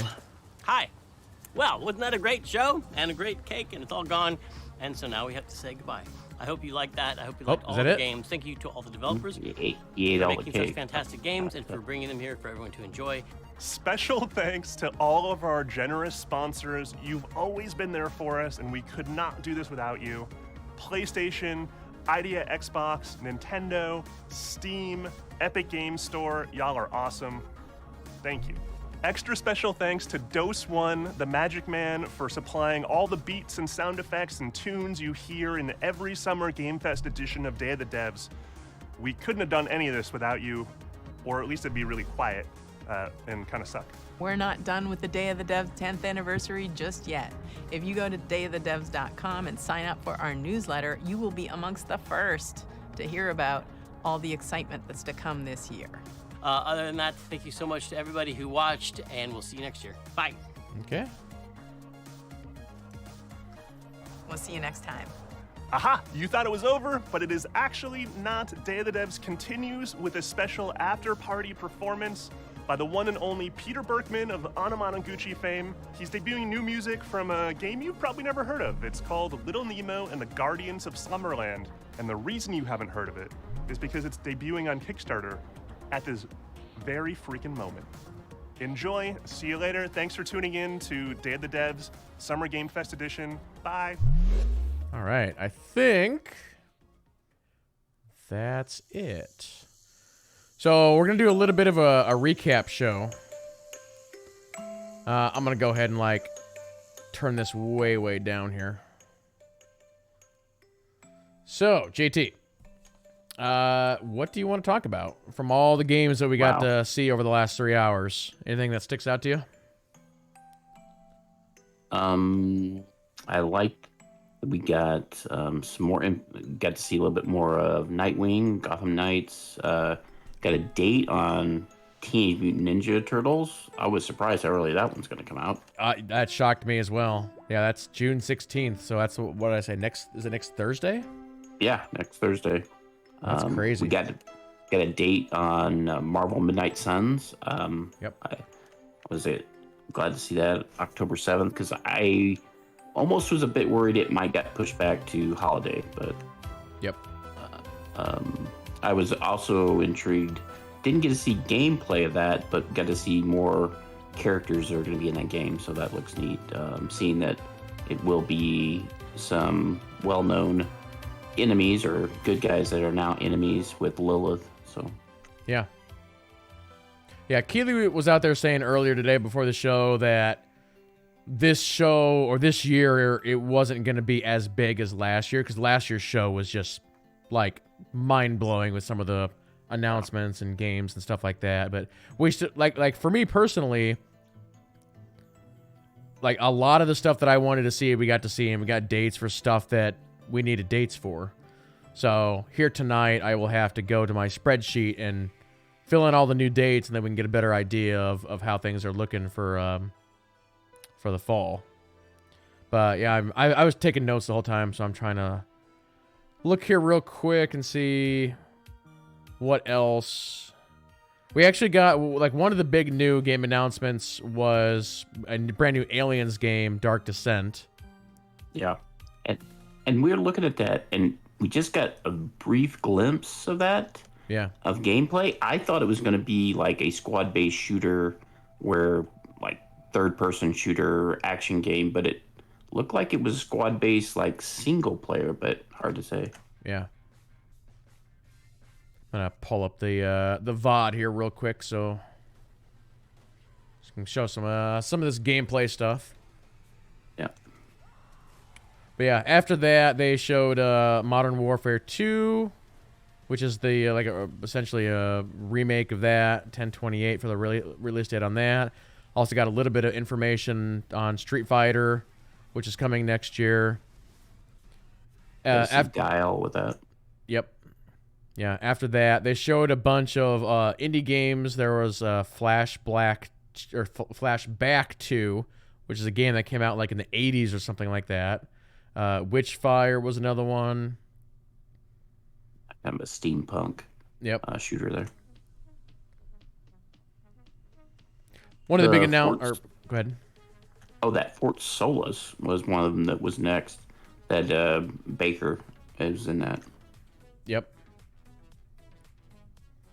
Yeah, I know one of the big announcements that a lot of people were looking forward to was Stormgate, the new RTS from the ex-Blizzard StarCraft devs, and got to see a little bit of a cinematic for that. No actual gameplay, like a couple of screenshots. So that could be potentially really, really good and interesting. I guess we'll see how many people actually want a new RTS in this day and age. Yeah, it did say 2023 beta, so. Yeah, it'll see. Although, I mean, Civ keeps getting people to come in for the RTS, so I mean that's a little bit different, but yeah, it seems like still people that like those games. Yep. We got a release date for Neon White. That's that first-person Mirror's Edge card shooter slasher game. So that's coming out June 16th. Like I said, I've had that one wish list for a while now, so yeah, we'll see what that turns out to be. Same day as Teenage Mutant Ninja Turtles. Oh yeah, it is. Yeah, shoot. Got to see a little bit more on Dark Tide, which is the first-person team-based sort of hack and slash shooter, which looks really, really fun. No date Yeah, on they it. Or actually- actually, no, that one does have a date. September 13th, yeah. Yeah.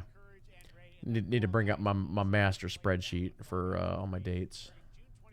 Yeah, we got to see a little bit more gameplay. I was kind of hoping to find out again about Twitch integration and stuff like that they did last time. Yeah. We got to see Nightingale. Again, looks very unique. A lot of different stuff. I definitely want to see more on that. Yeah. Yeah, that game has been shown off a couple of times now. Yeah, looks good every time they show it, but we definitely need to see more. Yeah, here they're showing the trailer for Stormgate, which is again this RTS.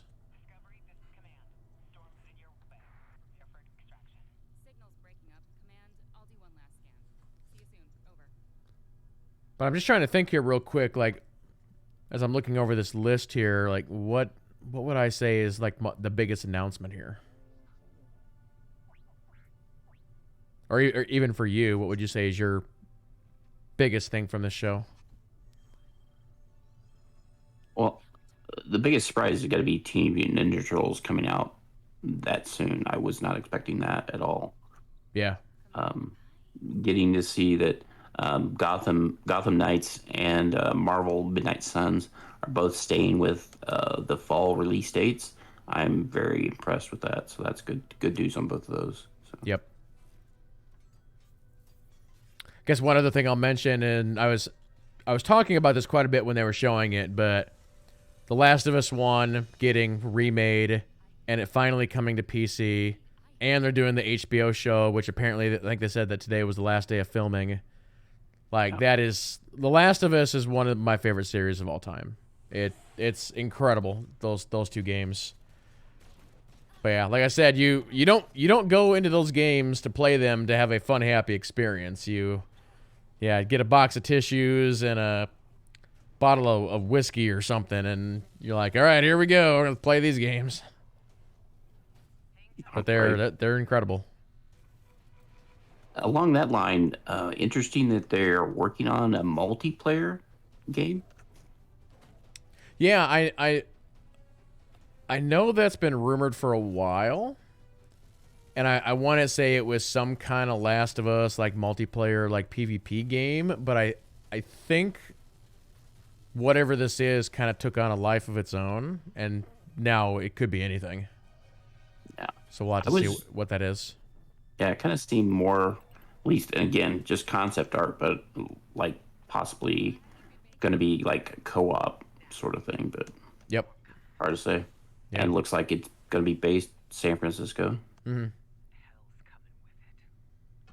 And Neil Druckmann said that he was also working on yet another project too, and that's been rumored for a while that Naughty Dog had multiple projects sort of in the pipeline. Oh, okay. I did make a note on that, and just going to throw it out there. But What would you think of if Naughty Dog got the chance to do a Star Wars game? That would be incredible. I was just thinking they could do the nitty gritty kind of story that like with the Underworld or something like that. I just think would be great. Yep. Yeah. I mean, they have a track record for like some of the best narrative games ever made, and so them doing a Star Wars game that could be pretty crazy. But I don't want to get my hopes up on what's happening. But Yeah. you know, got a dream. You know. Yep. Absolutely. And I think I mentioned a little while ago the fact that we didn't see anything from Kojima, and we didn't see this Ubisoft Star Wars game, and I feel like information on that is long overdue at this point. Yeah, it's still going to be next year, right? I think so. Wow. So I don't know if it would show up at Microsoft or where, maybe PC Game Show. I don't know. I don't know. Dark Rub in chat said he got some news on Darktide. Seems to allow customization in more than just cosmetic, and you can have a party with more than just one of the characters. Yeah, that sounds about right. Well, that would be cool. Because I think it was four-player co-op, or I don't know if you can add NPCs. I want to say in Vermintide you could not add NPC helpers. So I don't know if this one's doing that or not. Well, I think and maybe I'm wrong. Maybe Dark Robe can explain it. What I gathered from what he just said there is like you can actually have the same of the character, the heroes types. or whatever. Yeah. Yeah. Yeah. Oh, cool. So yeah, after that, we watched Day of the Devs, which was heavy into the indie focus, and I didn't even write down all the games because a lot of those games just didn't interest me. But the good thing about watching a show like that is you will see some interesting things, like even like time flies, just where you're playing the little fly or whatever. It's like that's kind of cool. Yeah, I like some of the concepts that they come up with. Some of the indie devs. Yeah. And of course, the big one they showed was Planet of Lana, a game that I've known about for a while. I've had it bookmarked, and I can't believe we didn't get a release date. But that game, it looks really cool. Isn't this the second or third show? Yes. Yep. And still no date. I was hoping for one. It'll probably show up again at one of the other shows coming up over the next couple days. Yeah, you think future games? Could be. You also had Choo Choo Charles, which very odd game, but actually looked kind of interesting. Yeah, the evil nemesis of Thomas the Train. Yeah. The Bear and Breakfast is very similar to some of the other games that are out there. You're a bear building stuff for humans, I guess. So that's kind of interesting. Just a little to the left, though. Yeah. The organization game, that's got to be out there. Actually, I kind of like that. Like you said, there's always tends to be one game that gets picked up. That could be it. Yep. And I put that out on Twitter, too. I was like, this game could, really blow up. We'll see what happens. Exactly. The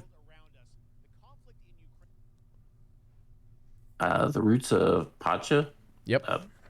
This looks like a great little mod, almost like for Stardew Valley. Kind of interesting. Mm-hmm. But yeah, looking at my list, that's pretty much it. Anything else you want to? We definitely, it is, and I think it's going to be in for this year and probably the next few years. Star out in space games. Mm-hmm. Yep. Definitely going to be space games going out there. We already know that we're getting a few more Star Wars games, Starfield, and then what's the other ones? You got pushed back, and not Mass Effect. It was me. I was trying to think of the other one. Drawn a blank now, but definitely a lot more space games coming. I mean Starfield or? Not Starfield. I kind of mentioned that with it. Yeah. I was trying to think of one more that got pushed back, but that Alien game, I thought that was really neat. Mm-hmm. I would like to see if it does pick up. Let's get the Predators involved. I want to see that. Yeah. To answer a question from Dark Robe, is the Turtles game going to be co-op? Yes.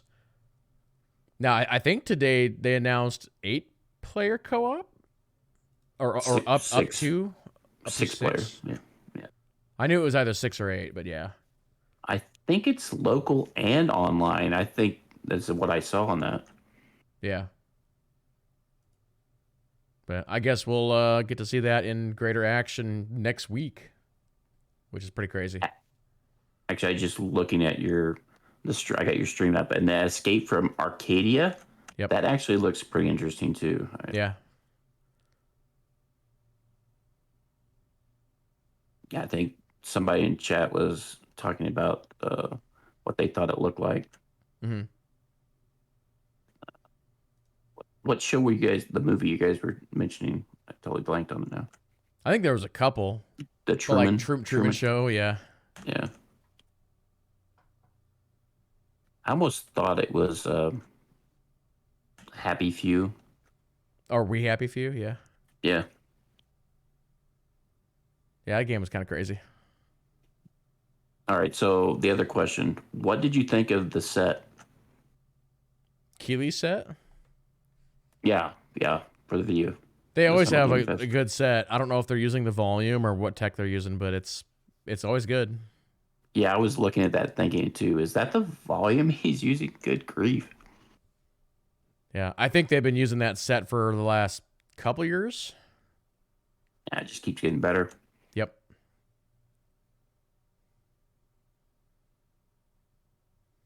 Then we kind of got trolled there with the Goat Sim 3 when like Dead Island. Yep. Yeah, that Dead Island 2 trailer, that was a long time ago, like 5+ years. And they're essentially just mocking that trailer in this trailer, which is kind of crazy. Well, I think we'll go ahead and or go ahead. No, I was just gonna say I was trying to think of anything else. Yeah, I think what we'll go ahead and do is we're gonna go ahead and wrap up this segment for the YouTube video as well. For those who don't know, we'll be doing coverage on this over the next 4 days. There's a lot more coming up. I'll actually put up the schedule here real quick, and there's actually some stuff that is not even listed on the schedule. So like tonight at 5, so like in an hour, is the Devolver conference, which that conference is bonkers every single year. So I'm still trying to decide whether or not I'm going to take that, or actually do that conference here on stream or not. We'll see. But yeah, more tomorrow, and the big ones on Saturday and Sunday, Xbox, Bethesda, PC Gamer Show, and several others as well. But yeah, I think we'll wrap up the video for this. So once again, JT, thanks for coming out. Really do appreciate it. Oh, anytime, man. I love doing these. Yep. Yeah, and we'll be seeing you and Elise here over the next couple of days on some more of these. So thank you all very, very much. But yeah, let's go ahead and wrap up the video. So thank you all so much for watching. Hope you guys enjoyed it, and we'll see you next time.